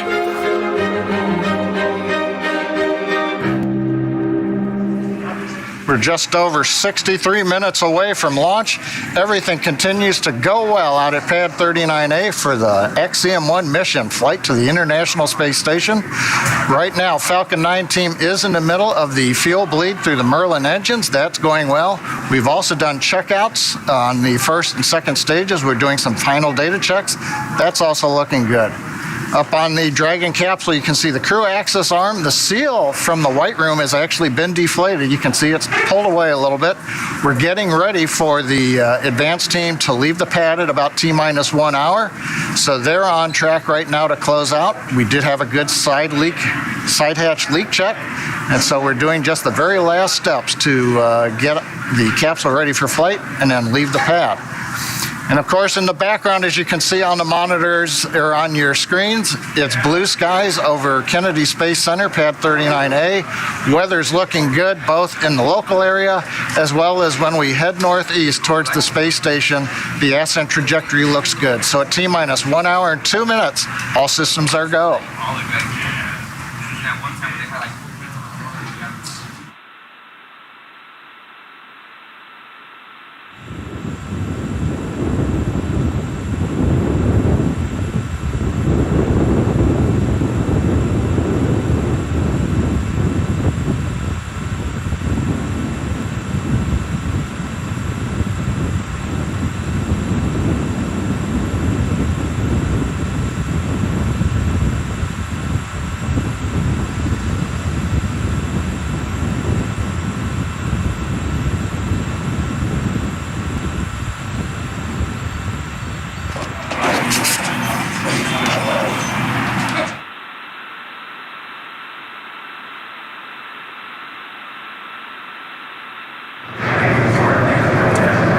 Well, you're looking at a live view of the Falcon 9 rocket and Dragon spacecraft that is in the final stages of preparation to launch the world's first all-private astronaut mission to the International Space Station in just over 1 hour from now. Today's launch marks the next step in evolution of the human spaceflight story. This is the first of a number of planned private astronaut missions, or PAMs, by Axiom Space to the International Space Station, and it represents the culmination of years of hard work between both government and private entities to open up the doors to low Earth orbit. My name is John Rackham, and I am the Crew Systems Deputy Manager at Axiom Space, based out of Houston, Texas. For awareness, we are cycling orbit tank isolation valves to equalize low flow pressure.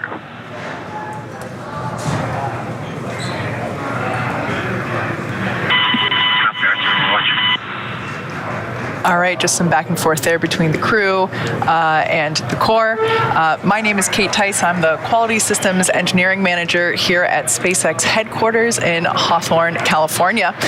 With our coverage now expanding to NASA television, I'd like to welcome friend from NASA, Dan Hewitt, coming to us from Johnson Space Center over at Houston, Texas. Hey, Dan.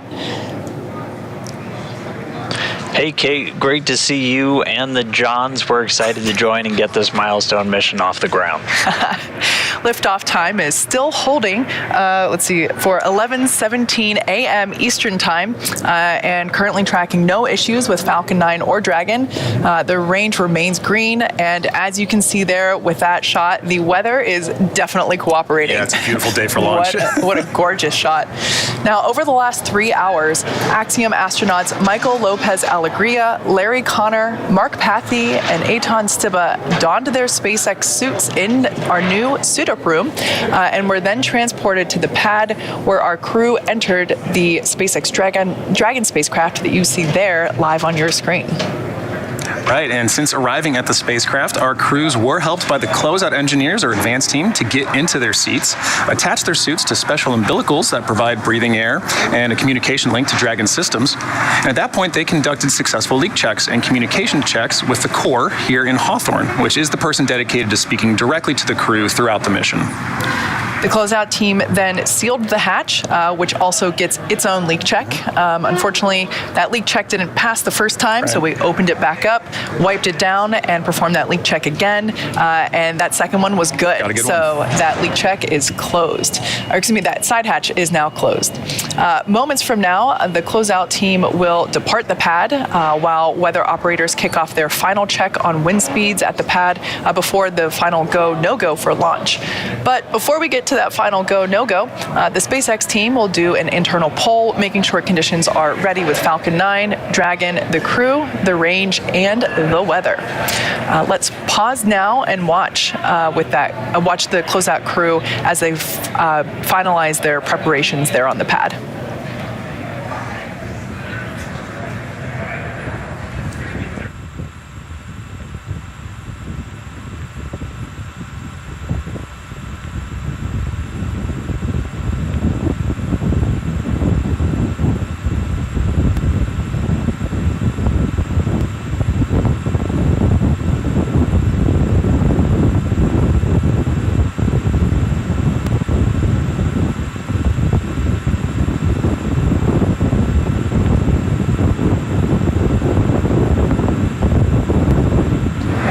As you can see, the crew there on the right-hand side of your screen continuing to wait another 57 minutes until we lift off from pad 39A, which you can see there on the left-hand side of your screen. We can confirm that the closeout team has departed the access arm there, so that's good news. Now, as the countdown continues, let's take a moment to get reacquainted with our crew today. So the AX-1 mission is commanded by retired NASA astronaut Michael López-Alegría, a Spanish-American who was born in Madrid, Spain, and is also called Mission Viejo, California, as well as Boston, Massachusetts home. Michael is a U.S. Navy captain and has flown 3 times aboard the space shuttle and once aboard Soyuz, so he has quite a bit of flight pedigree. He has conducted 10 spacewalks in his career, accumulating 67 hours and 40 minutes total in the vacuum of space.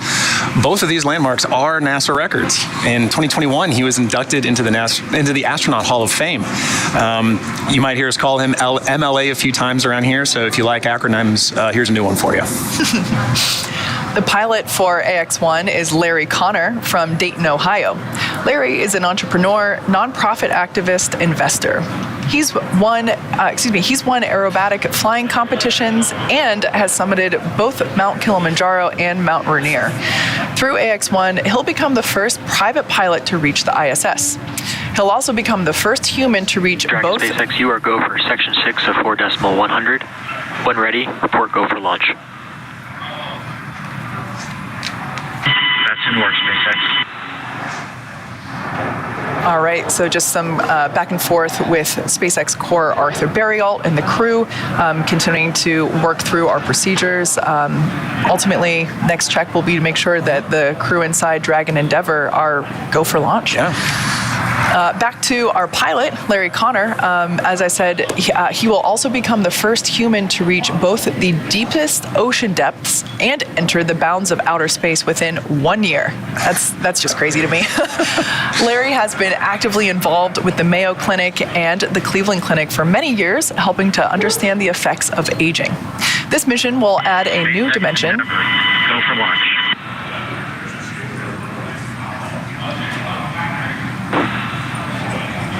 Copy that, Endeavor.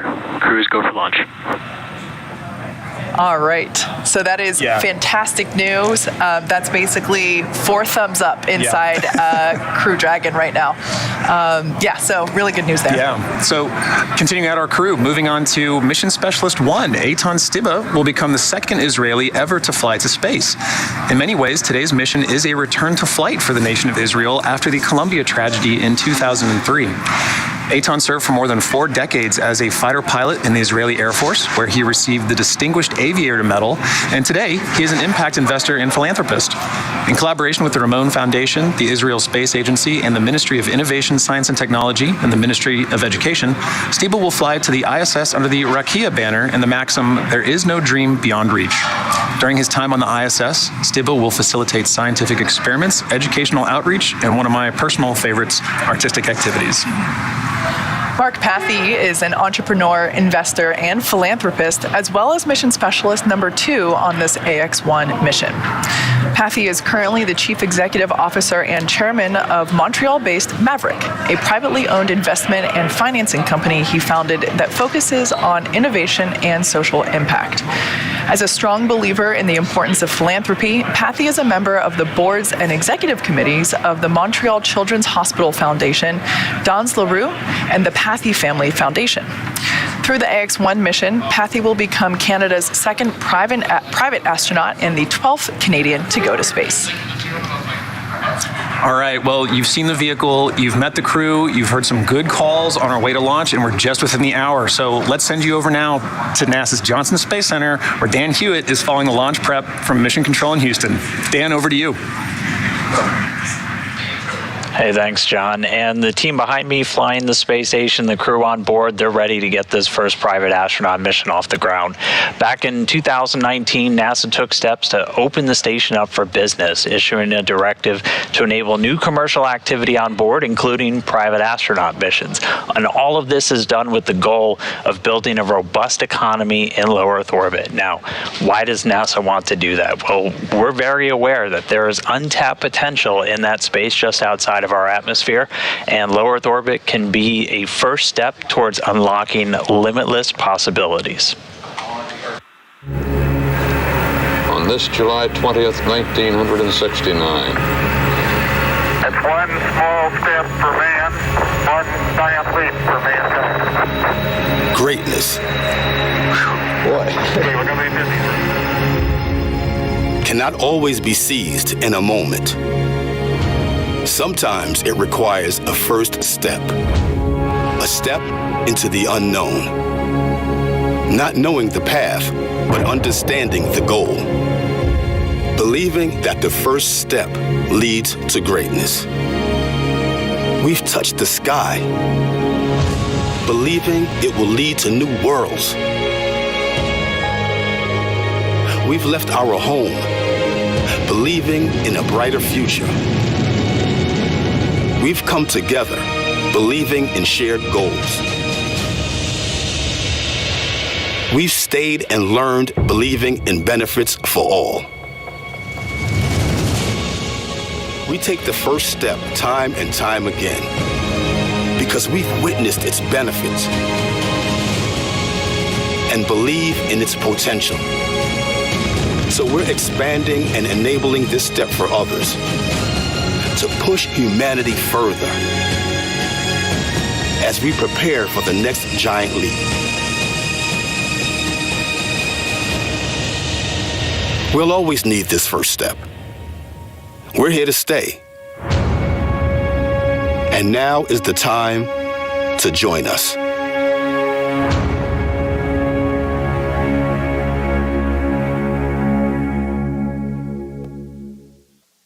And low Earth orbit is that first step, and for NASA, we're in it for the long haul. For the last more than 20 years, we've shown that you can get incredible value from doing research and technology demonstrations in low Earth orbit on the station.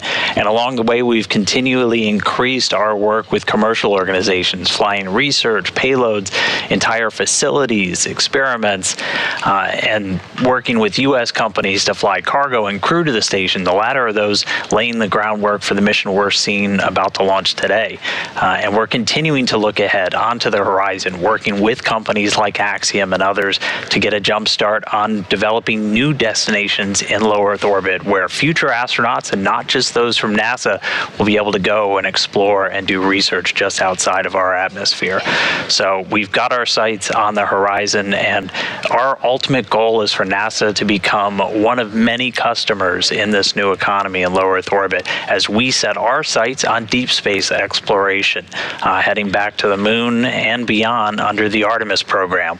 Now, the AX-1 mission is a good example of the public and private partnerships that are going to make that future vision a reality. But to take a little bit deeper of a dive, let's jump over now to my colleague Megan Cruz, who's standing by at Kennedy Space Center with NASA Administrator Bill Nelson. Over to you, Megan.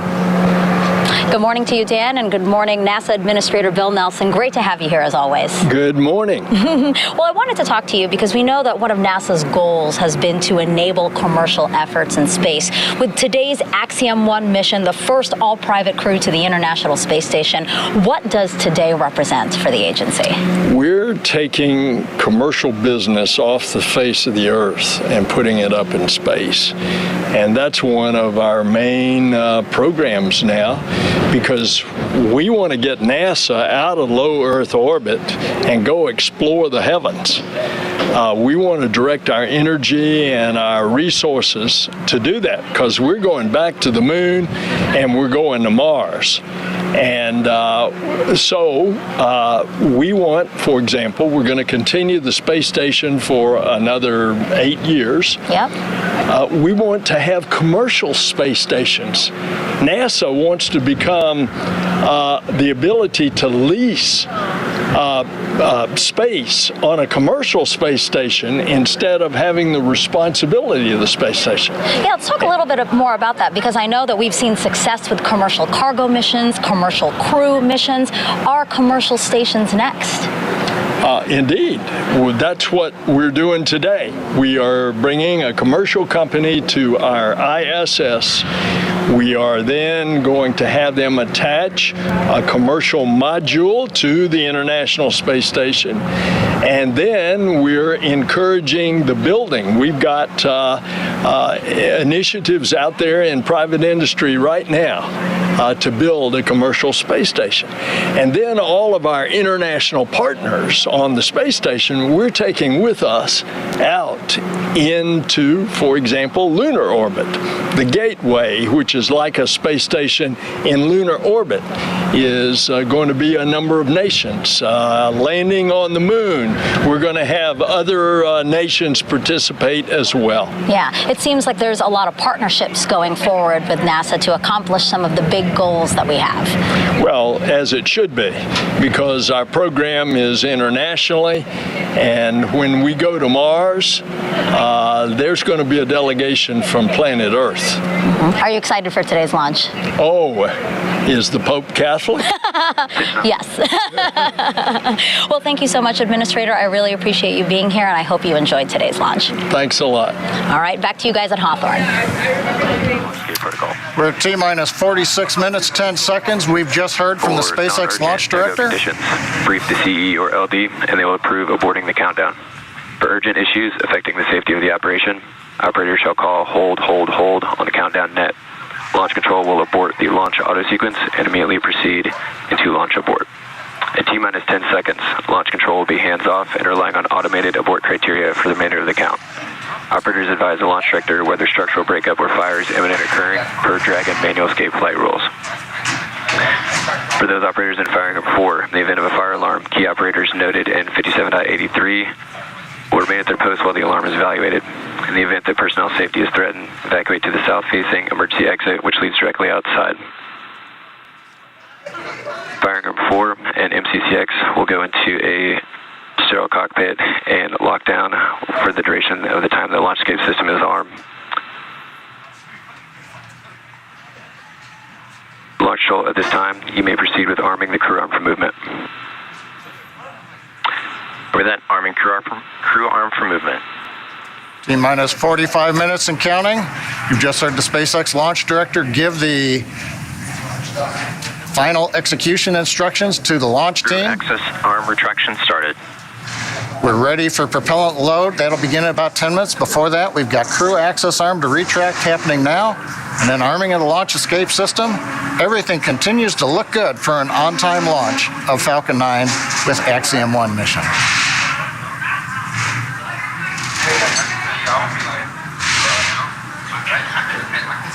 Dragon SpaceX for tablets.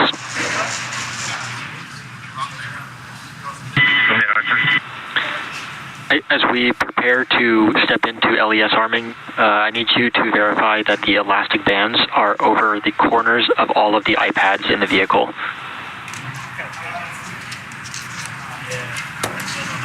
Roger, stand by.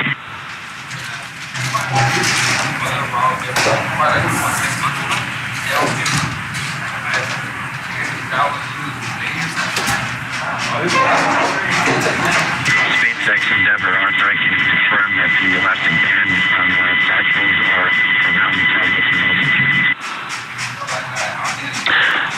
All right, copy that. Thank you, MLA. And for awareness, that last call came in pretty quiet, so if you could speak up on the upcoming calls, that'd be great. Thanks.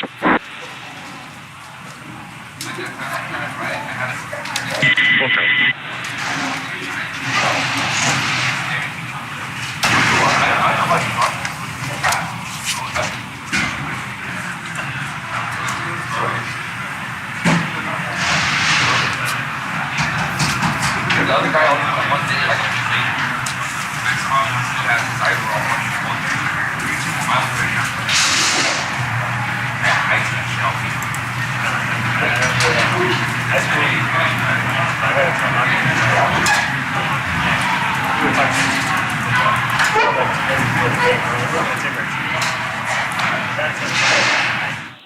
Okay, we'll give you an update here. Inside of 43 minutes, crew access arm has retracted from the Dragon spacecraft.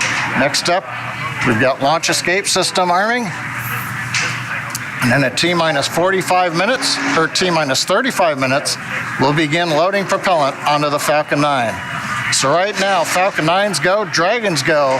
Weather looks good, and the range areas are also cleared for launch. So Kate, John, everything is looking good.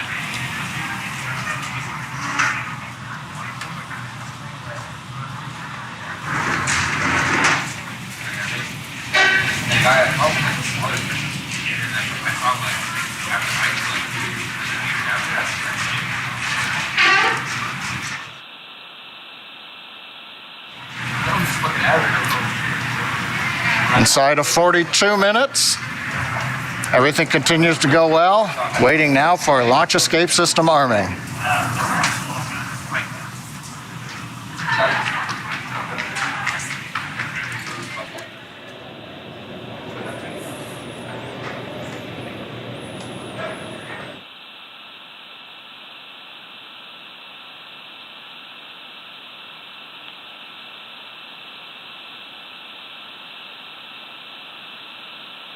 Endeavour, SpaceX for launch escape system. Go ahead, Arthur. All right, MLA, at this time I can give you a go to step through section 7 of 4.100, close visors and arm the launch escape system. That should work.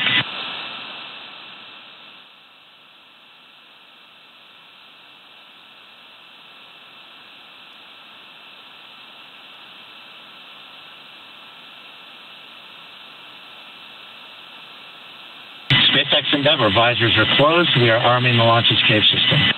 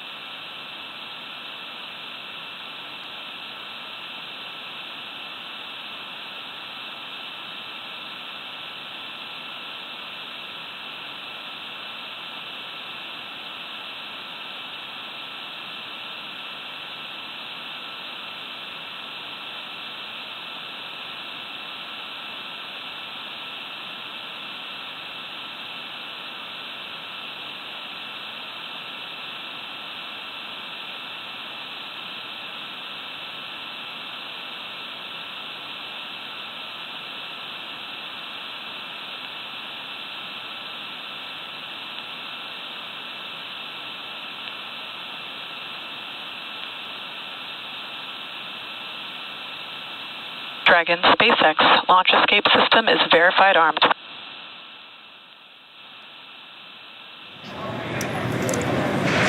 Copy, SpaceX. All right, there you heard it. The launch escape system is now armed. You can see there the crew in their seats with the visors down. Launch escape system, is the first of its kind escape system. It provides escape capability all the way to orbit. It's a really important function to have. Obviously, no intention of using it today, but that's what those call-outs were there back and forth that we just heard. Right, and as we heard earlier too from Administrator Bill Nelson, the importance of low Earth orbit. So speaking of just how valuable low Earth orbit is, the crew of AX-1 will be conducting a tremendous amount of science over the course of their 8 days on board the ISS. And not only does that include 25 Axiom managed studies, but it also includes the Axiom crew participating in efforts that extend far beyond this mission. Some of those we actually looked at earlier. One of these broader studies is a series of health monitoring tests before and after the flight. A few days ago, I was able to connect with Dr. Emmanuel Riquetta to talk about the ongoing research this crew will participate in on behalf of the Translation Research Institute for Space Health, also known as TRISH. Here's our conversation. Dr. Riquetta, welcome. It is wonderful to get to talk to you. Please introduce yourself and tell us, what is TRISH? Absolutely. My name is Emmanuel Riquetta, and I'm the Chief Medical Officer at the Translational Research Institute for Space Health, and I'm also faculty at Baylor College of Medicine in Houston, Texas. The Translational Research Institute for Space Health, or TRISH, we're partners to the Human Research Program at NASA. And one of our main goals is to find and fund new disruptive research that is high risk but potentially high reward, with the end goal of keep humans healthy both in space and on Earth. And we have been working with commercial spaceflight missions since last year, and Axiom-1 is our 4th commercial spaceflight mission. That's really fascinating. Can you tell us a little bit more about your primary areas of focus or what you're studying on this mission? Yeah, so TRISH focuses mainly on the high priority areas of human spaceflight research. And I would say the 3 highest priority areas are radiation, behavioral issues that come from being isolated and confined in space. And the third one is how your body changes while you're in a different gravity field, either a zero-G environment like in space, or during different gravity fields when you're in the moon or Mars. Okay, interesting. So what kind of systems or hardware are you working with specifically to capture this data? For this mission, the hardware that we're using is absolutely optimized to provide, number one, the highest quality data, while being still easy to use, easy to implement, and being the lowest burden to the astronauts. So to collect all of this data, for example, vision changes, we have been using a small device, is roughly the size of a shoebox that you can see here. I have this here with me. So this is basically like having an optometrist on a box. Basically, the only thing that you have to do is just grab it, put it on your eyes, look at an object that is roughly 6 feet away from you, and after a few seconds, you get a prescription of your glasses as right here. So as I was saying, if there's any changes on astronauts during these missions, we'll be able to see how that changes with this device. We're also looking, I was mentioning, at behavioral changes, how being in an isolated and confined environment has any behavioral aspects. And for this one, we have been using a small tablet like this one, also to test the sensory motor adaptation, the balance disorders, and the space motion sickness. We're using a device like this. And for each of the crew members, we have a set of hardware like this, and it fits, the 4 sets of hardware fits on a medium-sized suitcase. So it is really easy to move wherever it needs to go for launch and landing. That's wonderful. So what are some of the intended outcomes or goals of the research you're doing? Yeah, so some of the outcomes and one of the main applications, number one for spaceflight that we want to get from this research is that short duration missions like Axiom-1 are very, very relevant in the context of Artemis missions. When we go back to the moon, the first missions are going to be roughly the same duration as Axiom-1. So anything new that we learn from these missions is going to be absolutely valuable. Really, every new piece of data that we collect in spaceflight could potentially solve and be that last piece of the puzzle that we're looking to complete what we need to know. Well, Dr. Riquetta, thank you so much for speaking with us today. We wish you the best of luck. It is my pleasure. Thank you. All right, we are about 30 minutes out from launch of the historic AX-1 mission. It has taken an enormous effort from an incredibly dedicated and hardworking team to get to this moment, and that team wanted to take an opportunity to wish the crew of AX-1 well and Godspeed. Hey X1, we're so happy for you guys and just want to let you know we've got you here on the ground in mission control, so fly high and have some fun. From all of us here at the Integrated Performance Team, we want to wish you luck on your pioneering mission to the ISS and hope to see you in a couple years when AX-1 launches. It is not only an immense honor to get to watch your monumental mission, but also to have been able to support you on your journey towards this day as well. Hey guys, can't wait for this mission. We put a lot of hard work in. We're excited for you all to have a great time up there, and good luck. Thank you for helping set an important precedence ahead of a very bright future. Good luck, AX-1 crew. Let's conquer space. Hasta pronto. We want to send you all off with good wishes in this incredible journey. Godspeed. It has been such an honor to watch and support you guys as you prepare for this moment. I'm so proud of each one of you for the dedication, the long hours, and the hard work you put into making this a meaningful mission. Hello, Axiom astronauts. Thanks for stepping up to the plate for this amazing journey. You guys have trained hard, you've waited a long time, and this is now happening. Safe travels on this historic mission for the first private astronauts to go to the ISS. It's happening. Wave to us from up above because we'll be thinking of you from down below. We're the Axiom safety team. We just want you to know that we are really proud of you and we've got your back. We're wishing you a safe and successful mission, and we'll see you when you get back on the ground. Hi guys, we're the Axiom soft goods team, and we just want to wish you a good mission and get back safely. It's a real pleasure to be talking with you guys right now, and we're super excited for you. I'm here to cheer you on along with the entire crew systems team. Yay. Thanks for everything you're doing.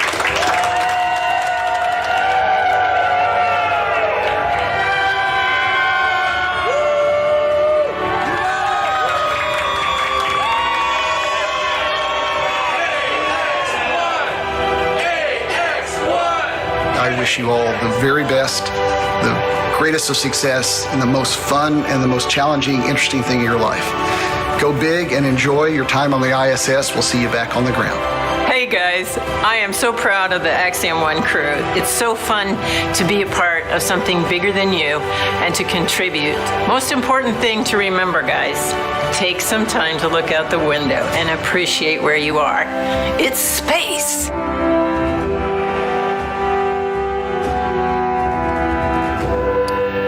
We're T-minus 31 minutes and 40 seconds, counting down to the first all-private astronaut mission to the International Space Station. Now, a few minutes ago, Falcon 9 propellant loading began on time at T-minus 35 minutes. RP-1 fuel loading is underway on both the first and second stages. Liquid oxygen loading is underway on the first stage. Now, we'll finish up fuel loading on the second stage at about T-minus 20 minutes. Doesn't take very long. And then we'll begin loading liquid oxygen on the second stage at about T-minus 16 and a half minutes. We'll continue propellant loading on Falcon 9 up until about T-minus 2 minutes. Now, speaking of propellants, the Dragon spacecraft was loaded with its propellants about a week and a half ago, just a few miles down the road from the launch site at what we call Dragonland.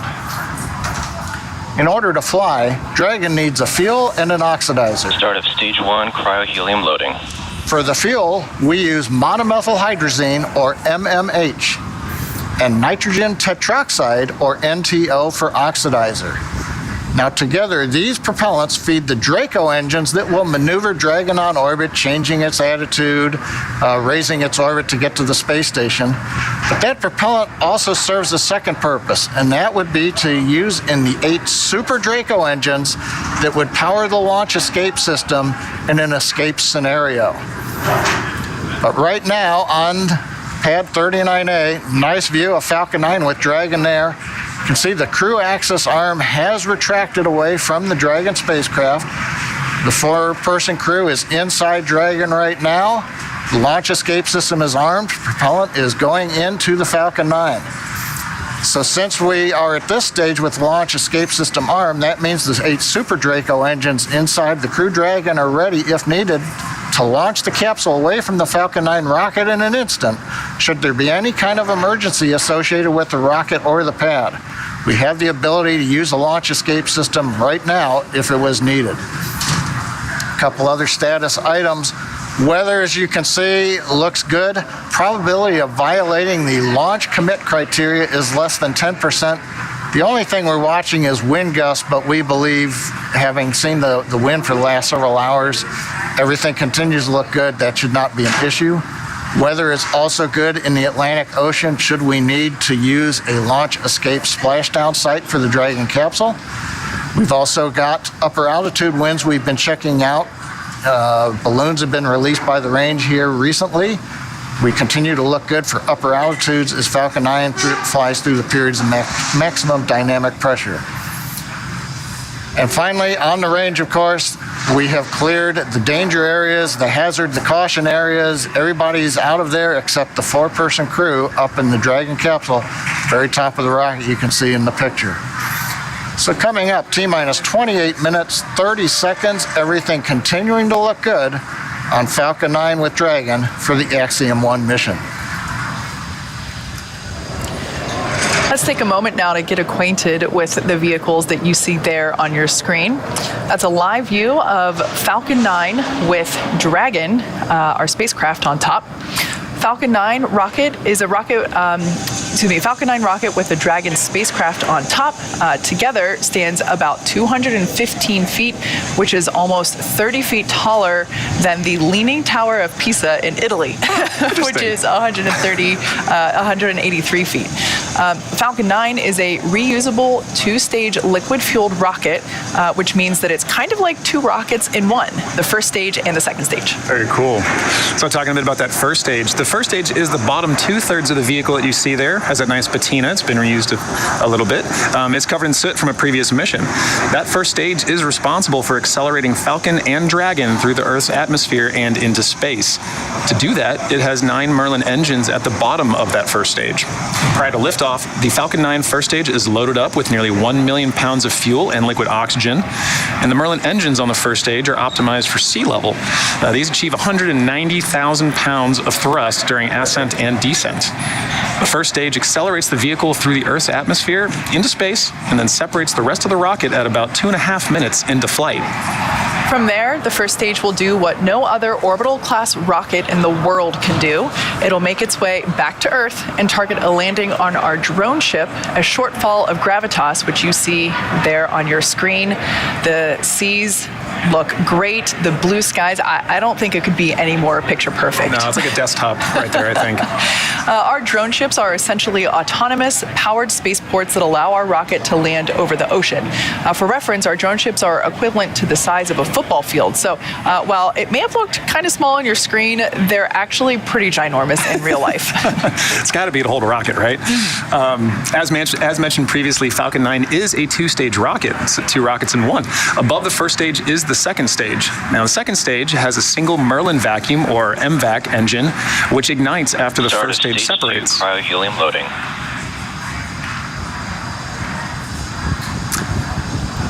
Now, the second stage is essentially a smaller version of the first stage, and whereas the first stage is designed to power the vehicle out of Earth's atmosphere and the forces of gravity, the second stage is specifically designed to operate in the vacuum of space. The second stage powers the Dragon spacecraft to its specific targeted drop-off point in orbit. The Dragon spacecraft is capable of carrying up to 7 passengers to and from Earth orbit and beyond. But for today's mission, it is carrying 4 members of the Axiom-1 crew. It is the first private spacecraft to take humans to the space station and the only spacecraft currently flying that is capable of returning significant amounts of cargo to Earth. Like the Falcon 9 rocket, the Dragon spacecraft is also reusable. Today will be the 3rd flight to space for this Dragon spacecraft that the Axiom-1 crew is flying in today. The previous flights for this capsule supported were recently the Crew 2 mission, and before that, the Demo 2 mission, which was our first human spaceflight mission. Pretty incredible. Yeah. Now, as we await T0 in just under 25 minutes, the ground operations teams are doing a series of system checks to make sure both Dragon and Falcon 9 are ready for launch. Let's take a look at what the ascent portion of this mission will look like. Right, so once we hit T-0, we will watch Falcon 9 and Dragon lift off from historic launch pad 39A and make their ascent. At about 50 seconds into flight, Falcon 9's engines will throttle down to help pass through the period of maximum dynamic pressure on the rocket, or what we typically refer to as max Q. It's worth noting that once we hit max Q, the vehicle will be going supersonic. Once we're through the period of maximum dynamic pressure, we can throttle up our Merlin engines again. From there, at about 2.5 minutes into flight, we have a series of 3 events that happen in rapid succession. The first of which is MECO, or main engine cutoff. This is where all 9 Merlin engines shut off in preparation for stage separation, which, as the name suggests, that is where the first stage detaches from the second stage, with the first stage making its way back to Earth for landing as the second stage continues on its journey with the third event. Right, now SES-1, or Second Engine Start 1, is where the Merlin vacuum engine lights up and propels the second stage, along with our AX-1 crew, into orbit. As Stage 2 heads towards its targeted drop-off orbit, Stage 1 will execute 2 burns in order to make its way back to Earth. The first stage is the entry burn, where 3 of the Merlin 1D engines will reignite and then shut down. This helps to slow the stage down in preparation for entry back into Earth's atmosphere. While the first stage is heading back to Earth, the second stage will cut off its singular Merlin engine that was ignited right after stage separation. Once this happens, we'll wait for confirmation of good orbital insertion. About 90 seconds after Dragon gets into orbit, Falcon 9 will land back on Earth. The landing burn, which is a single engine burn, will bring the vehicle's speed down rapidly in order to land on the drone ship at about 9.5 minutes into the mission. And while Falcon 9's first stage is landing, Dragon is preparing to separate from the second stage. At about 3 minutes after the second stage gets into orbit, we should have a great view of Dragon with its 4-person crew drifting away from the second stage. Now, once Dragon is a short distance away, it will begin checking out its Draco maneuvering thrusters to make sure Dragon continues to increase separation distance from the second stage. And lastly, the nose cone deploy sequence will initiate just before T+12 minutes and finish around T+15 minutes. And this sequence will expose Dragon's docking mechanism in advance of its arrival at the International Space Station. So, as you can tell, it's a pretty jam-packed 12 minutes. Yeah. Pay attention. Pay close attention to what you're listening to. Don't blink. With all of that in mind, let's head back over to Dan Hewitt for an update from the ISS team over at Johnson Space Center. Dan? Hey, thanks, Kate. Now, inside the room, the International Space Station Flight Control Room, Flight Director Scott Stover is leading the teams right now. But just about 4 hours ago, NASA Flight Director Diane Daly gave a go on behalf of the combined ISS team to the SpaceX mission director, just saying that ISS, or the space station, was go for launch. Now, to get there, we've got a list of flight rules, basically just guidelines for all of the major systems we have to make sure are functioning on board station before we can give a go to launch another crew up there. So we're looking at everything from those core critical command and control computers, verifying we have a good communication path through our tracking and data relay satellites, ensuring that the atmosphere, all of the life support systems on board are functioning, even the mechanical systems like the docking port where this mission is headed. So we're expecting today's flight to be about a 20.5-hour journey from launch to docking, with the Crew Dragon Endeavour headed towards the Node 2 Zenith. That's the space-facing port on the top of Node 2, the Harmony module on board the station. And once they get there, they're going to get welcomed by the Expedition 67 crew, which is made up of 7 individuals right now, 4 from our SpaceX through Crew 3 mission with 3 NASA astronauts and 1 ESA European astronaut. And they're joined by by 3 cosmonauts that just arrived on station about 2 weeks ago. Now, so it's going to take them about 20 and a half hours to get there. That docking right now is targeted for 11:45 GMT on Saturday. That's 6:45 a.m. here in Houston, 4:45 for the teams over in Hawthorne. And so once they get there, they'll be able to get out of their suits on board the Dragon spacecraft while the team on board station moves into what's known as the hatch operations. Station Commander Tom Marchand is going to be pressurizing that small area between Dragon and the station hatches, and we expect it to be a little under 2 hours from docking to hatch open, and then we'll welcome the AX-1 crew on board the space station. So a lot to come with that 20 and a half hour journey, but all that's going to start with a launch. So I'll send it back over to Hawthorne as we get into the final phases of the countdown. Back over to you, John. Right. Well, Dan, as you mentioned, it all starts with the launch. And Kate, it's looking like it's getting pretty busy here. People are excited about seeing a launch, right? Yeah, we're just now under 20 minutes until liftoff. As you could probably tell by the noise, the crew here, the crowd here in Hawthorne, we're at SpaceX headquarters in Hawthorne, California, is starting to gather just beyond mission control here in the building. And you might be able to tell by the ambient noise. Yeah. In addition to the live production noises that you also hear. You know, we are in a rocket factory. But yeah, you can see there the crowd is starting to grow behind the team there at Hawthorne Mission Control. Now, we saw Dan speaking earlier from Mission Control in Johnson. There is a Mission Control Center in Florida where the SpaceX teams are also gathered in firing room 4. And then we have the Mission Control Center here. There's a shot of our firing room 4 there in Florida at Cape Canaveral. You can just barely make out pad 39A there in the distance there through the window. Might be wondering why all the different mission control rooms. The one in Johnson, as Dan was saying, you know, that's really mission control for the International Space Station and those operations.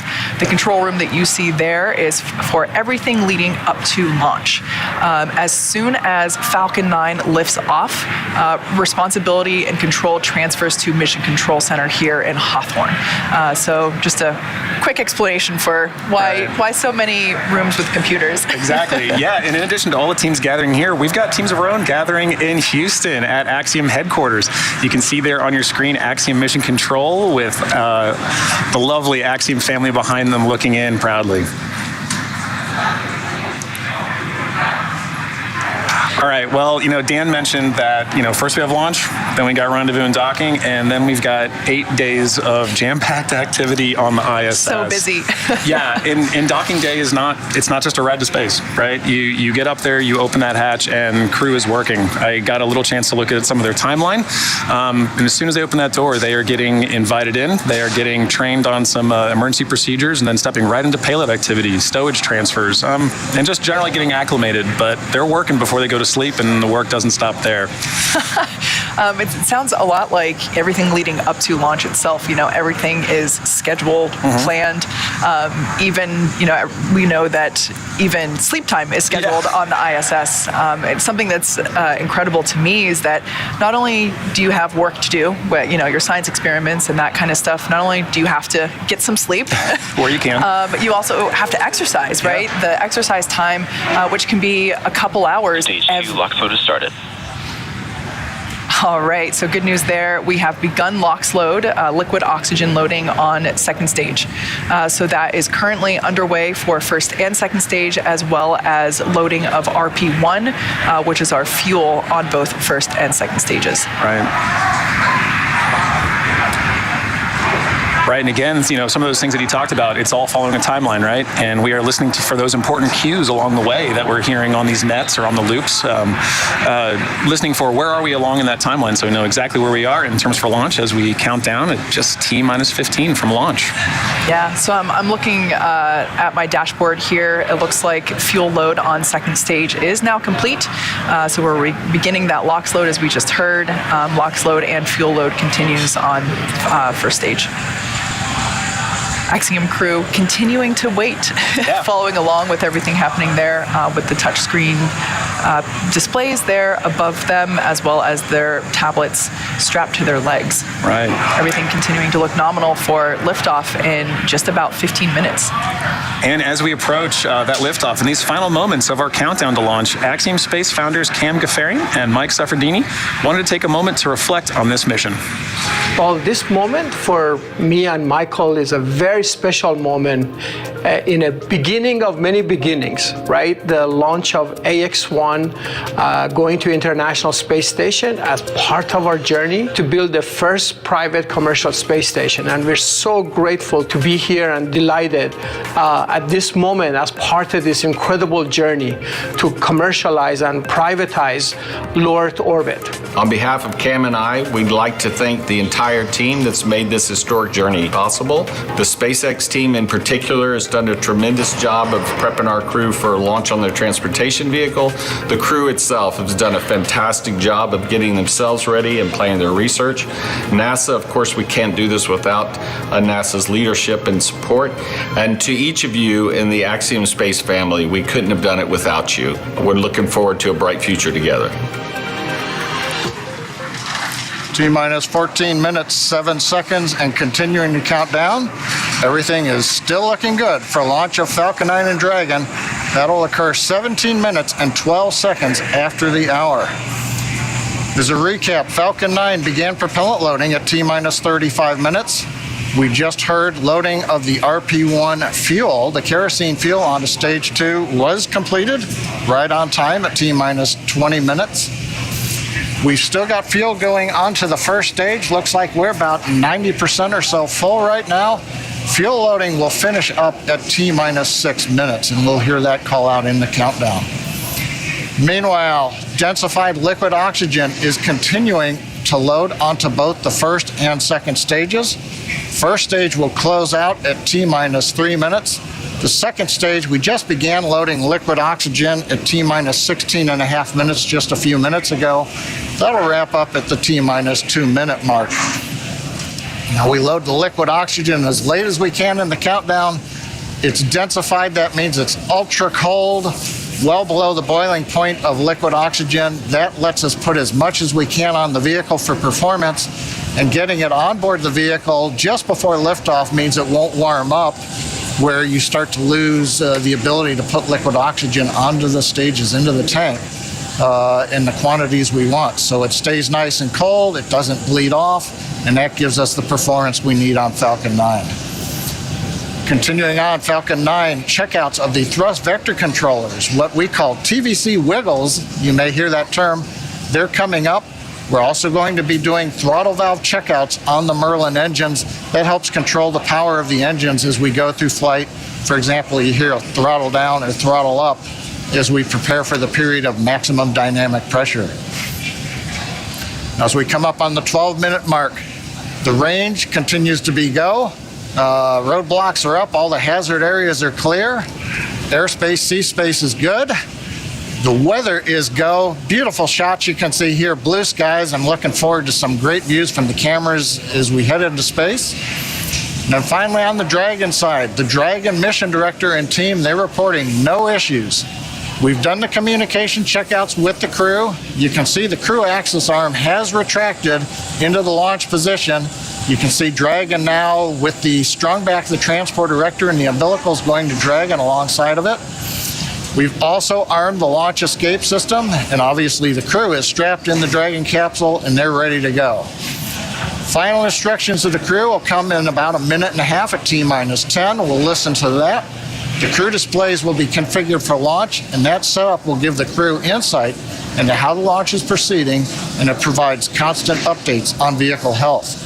The T-minus 5 minutes will be in the terminal count for Dragon.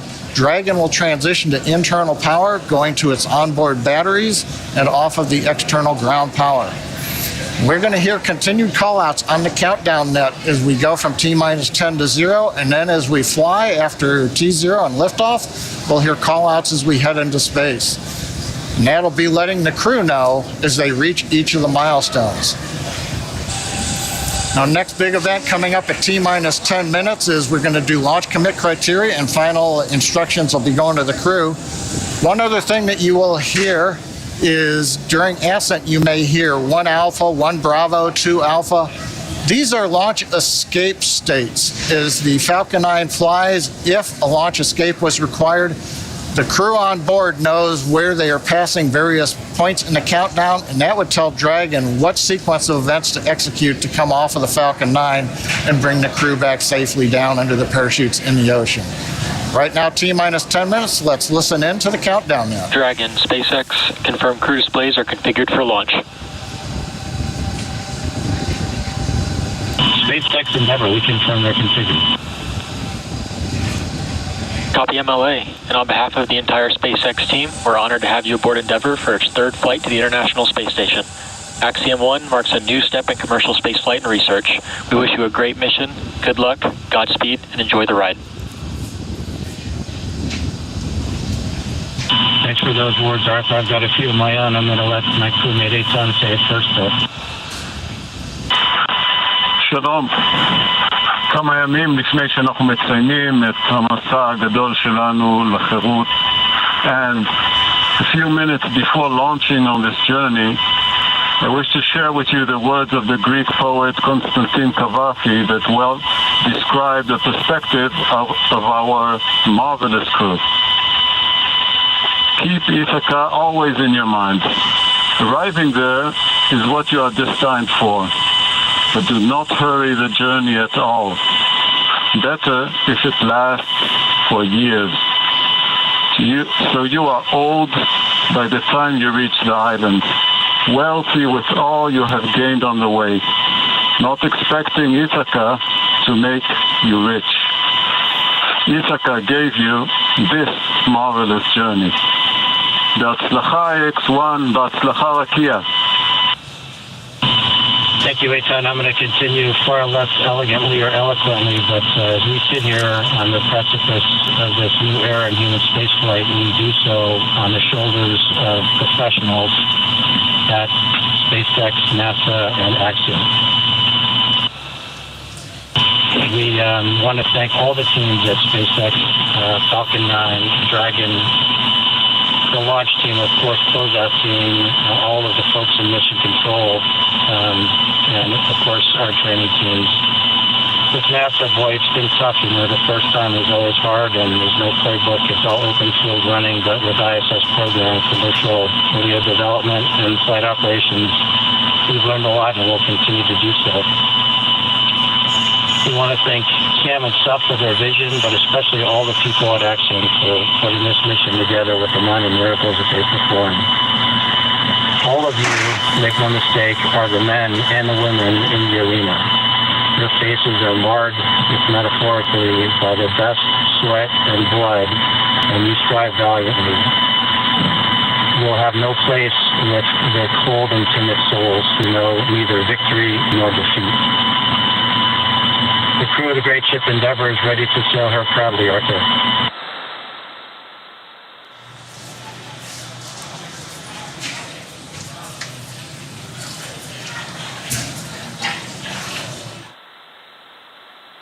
Some heartfelt words there. Stage 1 engine chill has started. All right, so there was the call that we have begun to chill the engines on the first stage. So what we're doing right now is flowing a little bit of the super chilled liquid oxygen through the turbo pumps on those M1D engines. There's 9 of them at the base of the first stage, and that's essentially bringing them down to the temperature of that super chilled liquid oxygen to prevent any thermal shock to the hardware. And just before that call, some really heartfelt words from Commander MLA and Mission Specialist Eytan Stibbe. Really love hearing that commentary. Stage 1 RP load is complete.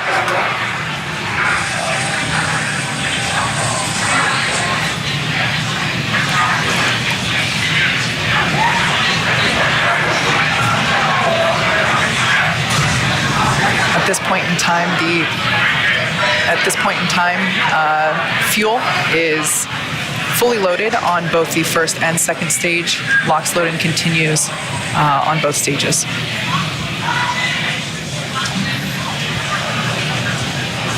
Coming up on 5.5 minutes. Kate's let us know that we've got the fuel load complete. Next is coming up. We're T-minus 5 minutes. Dragon will be transitioning configuration for terminal count and going on its internal battery power. Everything continues to look good as we're counting down.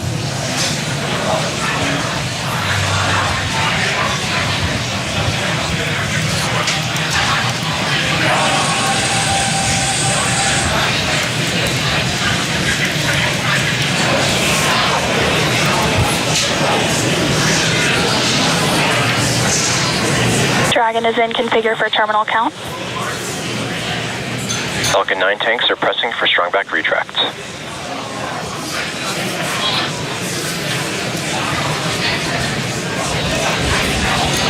You've heard the call out. We're pressurizing the tanks for strong back retract.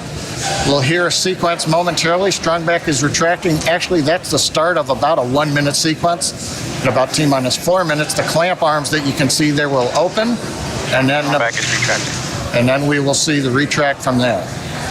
So we've heard the call out. That's the start of the sequence. Doesn't mean that the clamp arms are late opening. It will take us a few more seconds. As you can hear, the excitement and the crowd is really growing here at SpaceX headquarters at Hawthorne, California. There you can see the clamp arms have begun to open. And next we should see the strong back begin to retract.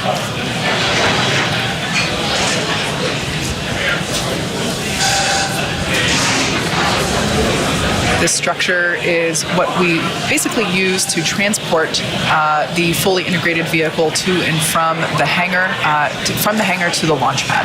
And there you can see that strong back retraction has begun.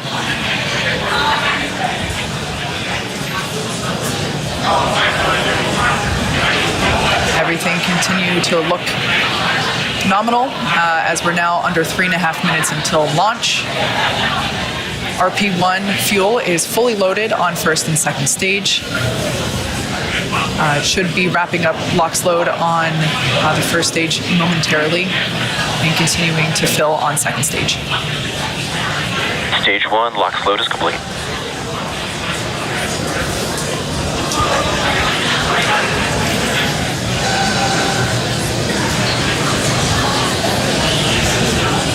We're under 3 minutes until liftoff of the Axiom-1 mission. Dragon is in terminal count and is on internal power. All right, there we heard that Dragon is on internal power. As I was saying, we're getting close. The crowds are growing. The excitement is palpable. You can see there on the left-hand side of your screen, Mission Control here in Hawthorne, California, just behind where John and I are. And then on the right-hand side, that looks like Axiom Mission Control. That looks like Axiom Mission Control in Houston, Texas. Everybody's waving and saying, hey.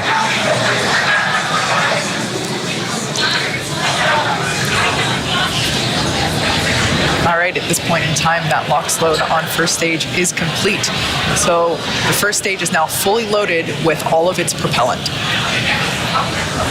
LOX load on second stage continues.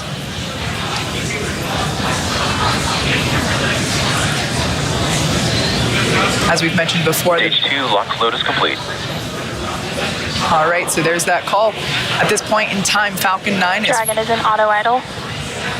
Dragon is fully loaded with all of its propellants, nearly 1 million pounds of that propellant. Next event coming up Gas started. right now, the gas closeouts. We finished pressurizing the storage tanks on board the Falcon 9. They gave the crew the heads up, and they hear some loud venting noises. We're also going to vent down the liquid oxygen line that carried the LOX up to the second stage. Generates a typical large white cloud of condensation around the strong back. Big event coming up now, T-minus 1 minute, all the flight computers take over. Let's listen in to the last minute of terminal count. FTS is armed, Falcon 9 is in startup and now controlling. Dragon is in countdown.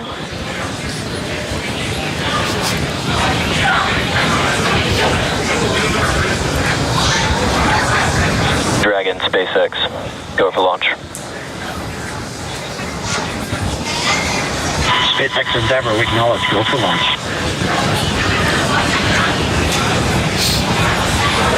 T-minus 30 seconds.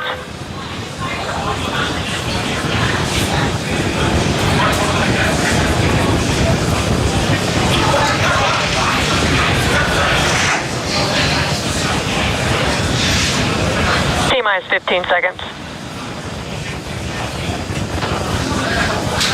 10, 9, 8, 7, 6, 5, 4, 3, 2, 1, 0. Ignition. Stop. Go Falcon, go Dragon. Godspeed, Axiom-1.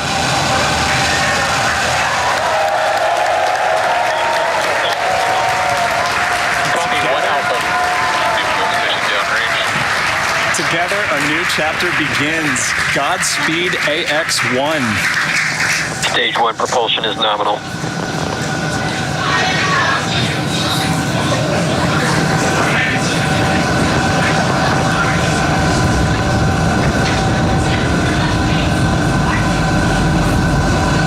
T plus 38 seconds into this historic mission, flying crew on board Dragon and Falcon 9. All right, telemetry nominal.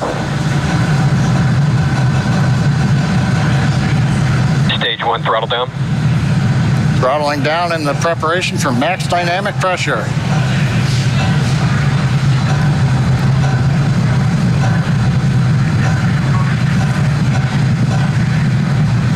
Falcon 9 is supersonic.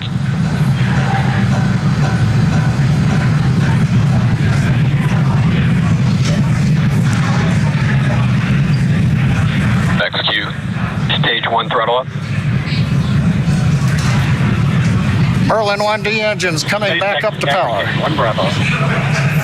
Copy, 1 Bravo. The crew calling out 1 Bravo should an escape situation arise and tells the Dragon flight computer what profile to fly using the Super Draco engines.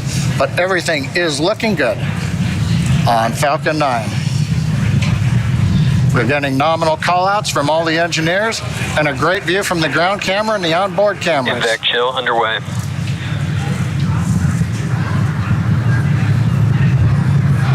Beginning to chill in the second stage turbo pump in preparation for its ignition coming up in just over half a minute from now.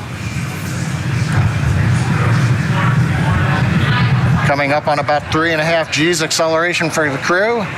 We'll begin throttling down the Merlin engines to hold that level of acceleration.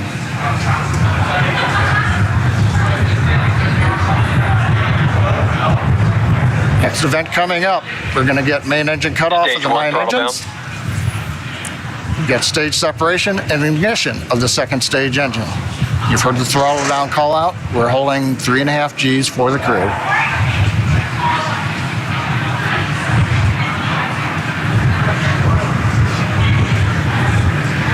And Miko. Stage separation. Copy 2 Alpha. Back ignition.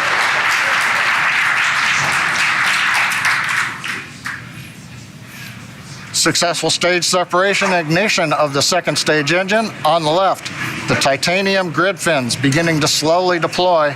Great views from the first stage camera.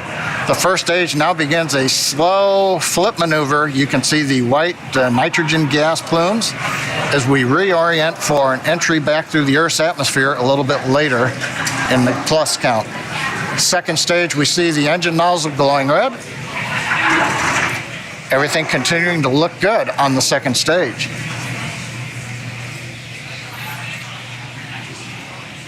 We should be hearing call-outs coming up to the crew here shortly on how the trajectory is looking.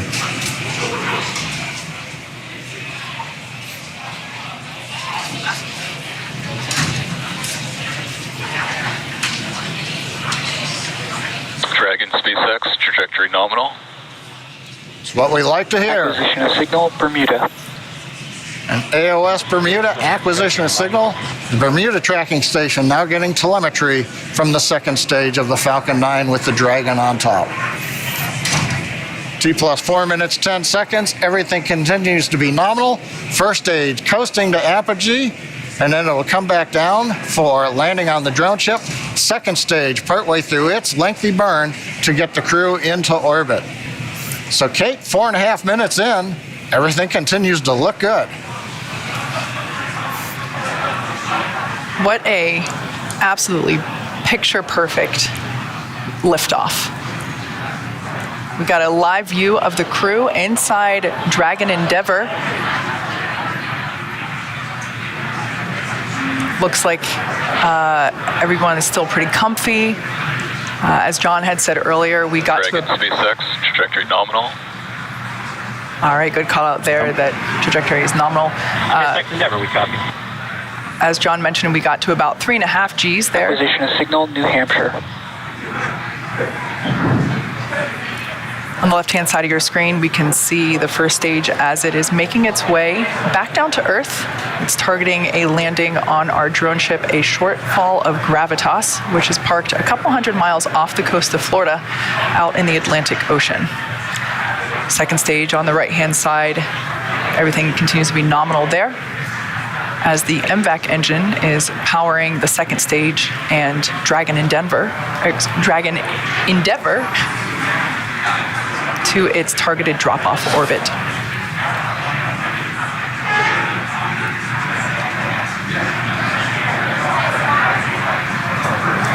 Absolutely beautiful views of both the first and second stages. SpaceX, trajectory nominal. SpaceX Endeavour, we copy. All right, so coming up in about a minute and a half, the first stage will execute the first of 2 burns required for today's landing attempt. At about T plus 7 minutes and 30 seconds, we'll see the entry burn begin. That's where the first stage will ignite the center engine first, and then a couple seconds later ignite 2 more engines, so a total of 3 engine burn, which will last about 29 seconds. The entry burn slows the vehicle down significantly as it re-enters back into the Earth's atmosphere. The first stage sees high drag, which scrubs roughly 70% of that velocity by the time that the landing burn begins. Stunning view where you can see the curvature of the Earth there on the left-hand side. Dragon SpaceX, trajectory nominal. SpaceX Endeavour, we copy. There you can see the nitrogen gas thrusters. So that's the puff of gas that you see there occasionally. That's used for attitude control systems. We also utilize those grid fins that you see. There are 4 of them placed around the booster. And those grid fins also help steer for a precise landing. Either at Stage 1 entry burn startup. Stage 2 flight. All right, there we can see that entry burn has begun. We are targeting a landing on our drone ship, a shortfall of Gravitas today. Everything continuing to look nominal with trajectory and MVAC performance there for our second stage on the right-hand side.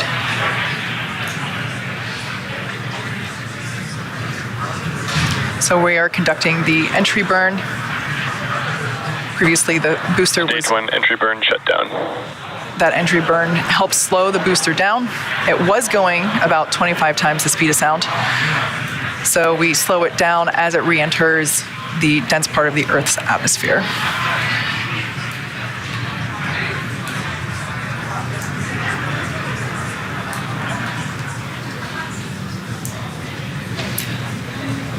The next event is second engine cutoff, or SECO-1, as you see it there on the timeline at the bottom of your screen. Stage 2 and terminal guidance. That's where we shut down the MVAC engine, or second engine cutoff. Shannon. Copy, Shannon. Stage 1 transonic.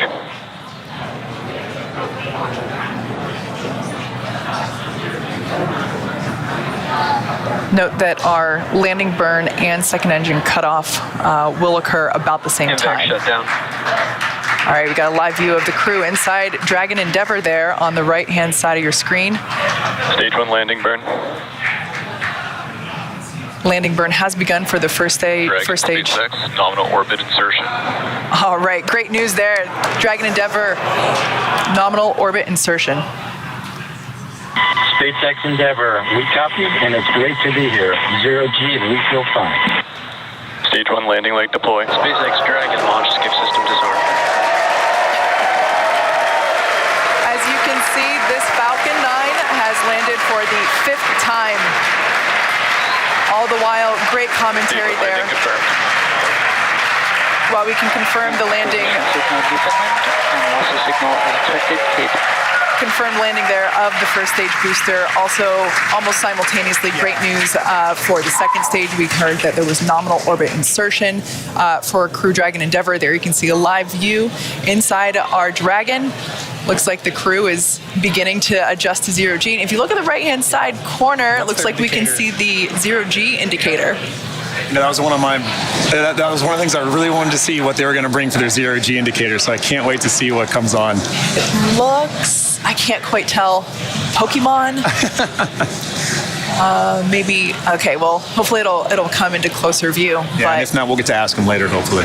yeah, great to see the crew here again, starting to really getting their first taste of microgravity. Yeah. Oh, it has ears. Oh, it's a bunny. It Is looks that like a bunny. Thumper? I think it might be. I think that's Thumper from Bambi. Love it.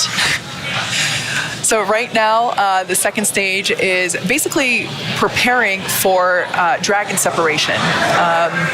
The next step now that, as we said, Dragon has nominal orbital insertion, the second stage and Dragon will separate.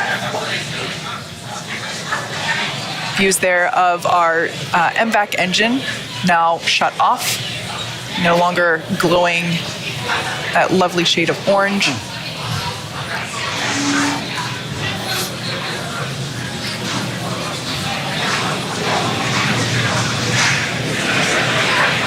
Right now, the second stage is about 200 kilometers above Earth. Preparing now for stage separation. Or excuse me, for Dragon separation.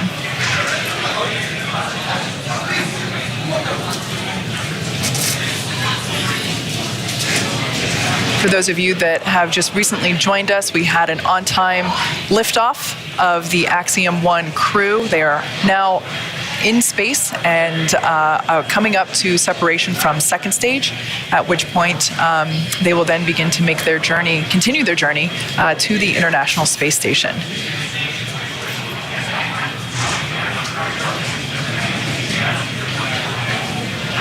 The view that you're currently looking at is inside the Dragon trunk, which, as you can see, has just separated from the second stage. Dragon separation confirmed.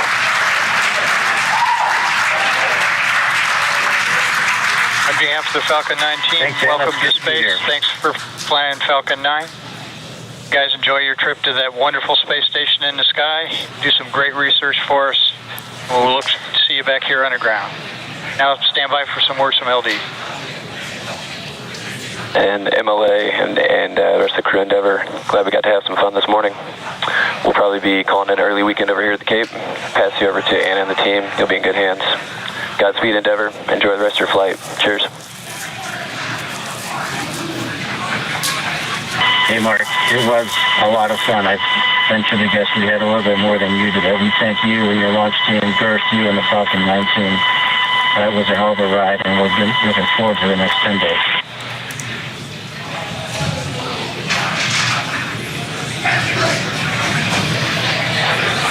All right, some nice words there from a couple of key folks.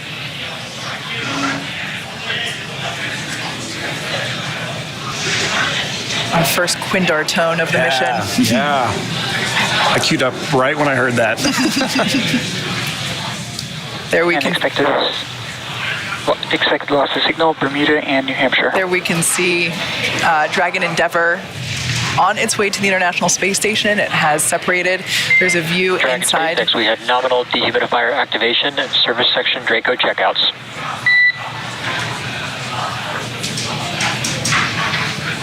There we can see over the shoulder of SpaceX Endeavor, we copy, okay. Over the shoulder, previously Commander MLA was on the left and pilot Larry Connor was on the right. Live view inside the cabin. They just got the okay to lift their visors. All right.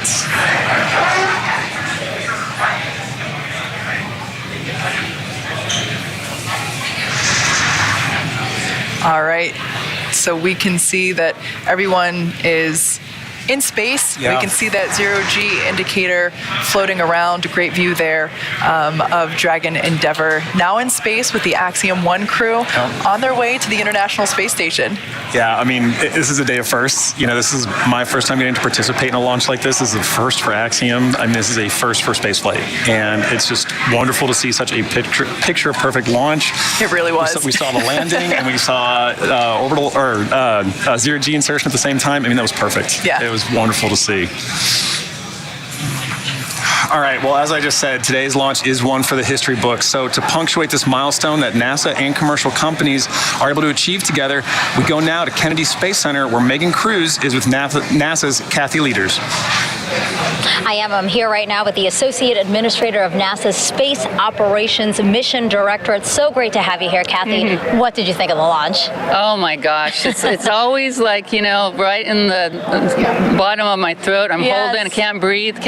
Yes. But what a beautiful, beautiful sight. Yeah. So good to see it. I want to tell everybody working Artemis 1 wet dress, we're off the range. We're off the range for Axiom 1 and we can get moving. But you always want to hear the engine cut off. You always want to hear that second stage engines lighting. You always want to hear, you know, each of these stages, and we need to just keep carefully working through the different steps to get that crew there to the International Space Station safely. Yeah. What does Axiom 1 represent? Axiom 1 and also future private astronaut missions to the International Space Station. Hey, you know, NASA's original goal was to enable commercial industry. That was actually in our original Space Act agreement. And so here we are, you know, 60 years later, enabling that through our missions. And so I just feel like this is a culmination of 60 years of work for us. And here we are once again getting to see, and for the first time getting to have commercial, you know, private astronauts going to the International Space Station, and they'll get to see what our government, what they're calling professional astronauts doing their real work, but then also getting to do their work too. And it's another place where learning to peacefully work in space, I think, is moving us forward. Yeah, so important. And you know, we just watched Axiom 1 lift off from that launch pad right there behind us. In a couple of weeks, we're going to see Crew 4 launch from that same launch pad. And then just right next to it, Pad 39B, we have NASA's brand new space launch system. Can you recall a busier time we've had here at the Space Coast? And how is Kennedy Space Center managing its new role as this multi-user spaceport? So I think somebody else, Bob Cabana had this dream of a multi-user spaceport here. So I think he should be very, very proud of his KSC team, and Janet Petro and her team are obviously leading the way right now, because this is not easy to do. It's not easy to go make sure all of these people have all the capabilities, and are obviously working with our Air Force sister agency there too, and making sure that all these launches get supported in a seamless way. Just an amazing job. Yeah, a lot of juggling that has to happen. Yep. So, you know, I just talked about SLS. We are looking forward to the moon with that launch later this year. You know, why is it still so important to maintain a presence in low Earth orbit when we're looking towards the moon now? Because we still don't have everything figured out how to do things yet for the moon and Mars.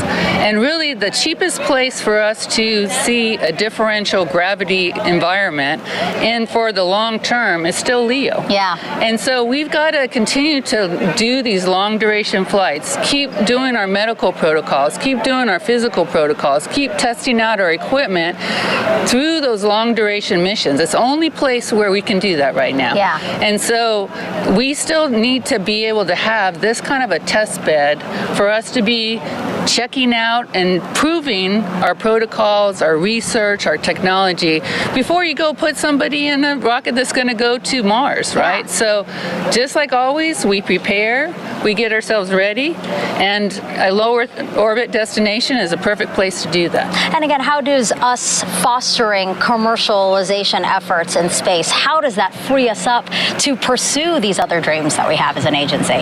So, you know, the administrator today in the pre-mission conference, he said, you know, we right now are doing, this is our first step. We're working with a commercial company to have them come to our International Space Station. And we're learning to work together and figuring out how to work together. And this is going to be an important step for us because moving forward, we would actually like to now be able to buy a ride and time on orbit with a commercial company to be able to have them do that. And so this is the first step of their learning from us and us learning from them.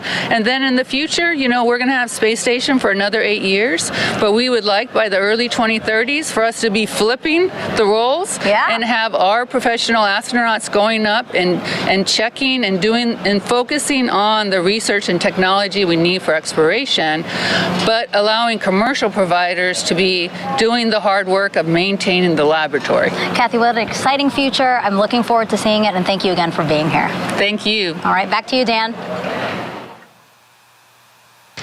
All right. Hey, thanks, Megan. It is great to see the AX-1 mission on orbit. The team here with the space station are ready. We're ready to get them on board. So their journey just started. They've got about 20 and a half hours until they're docked to the space station. Again, they're headed for the Zenith port on Node 2. That's the space-facing one on the very top, with that docking scheduled right now for 11:45 GMT on Saturday. That is just about 6:45 a.m. here in Houston, 4:45 a.m. for the teams out on the West Coast. Once they get there, we'll be able to get into all of the hatch open operations, welcome them on board.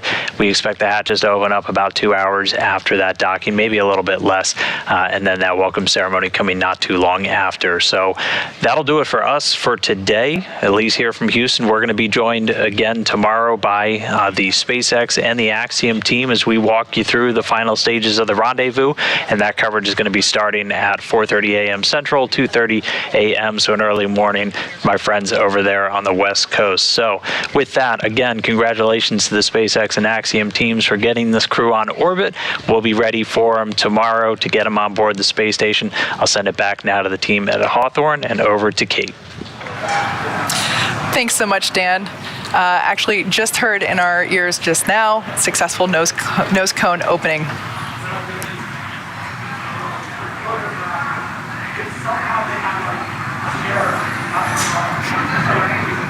All right, so that was basically the last physical step for this morning. So that we're going to start wrapping it up. Now, over the next 20 hours, Dragon will execute a series of burns to gradually raise and line up the AX-1 crew for docking with the International Space Station in what we refer to as the activation and rendezvous phase of the mission. Now, in just a few minutes, the crew will doff or take off their spacesuits to get a little more comfy for their flight and will enjoy their first meal aboard the spacecraft. At 2 p.m. Pacific, they will get ready for a rest period that will last for about 10 hours, 8 hours for actual sleeping, and a couple of hours for pre/post-sleep activities.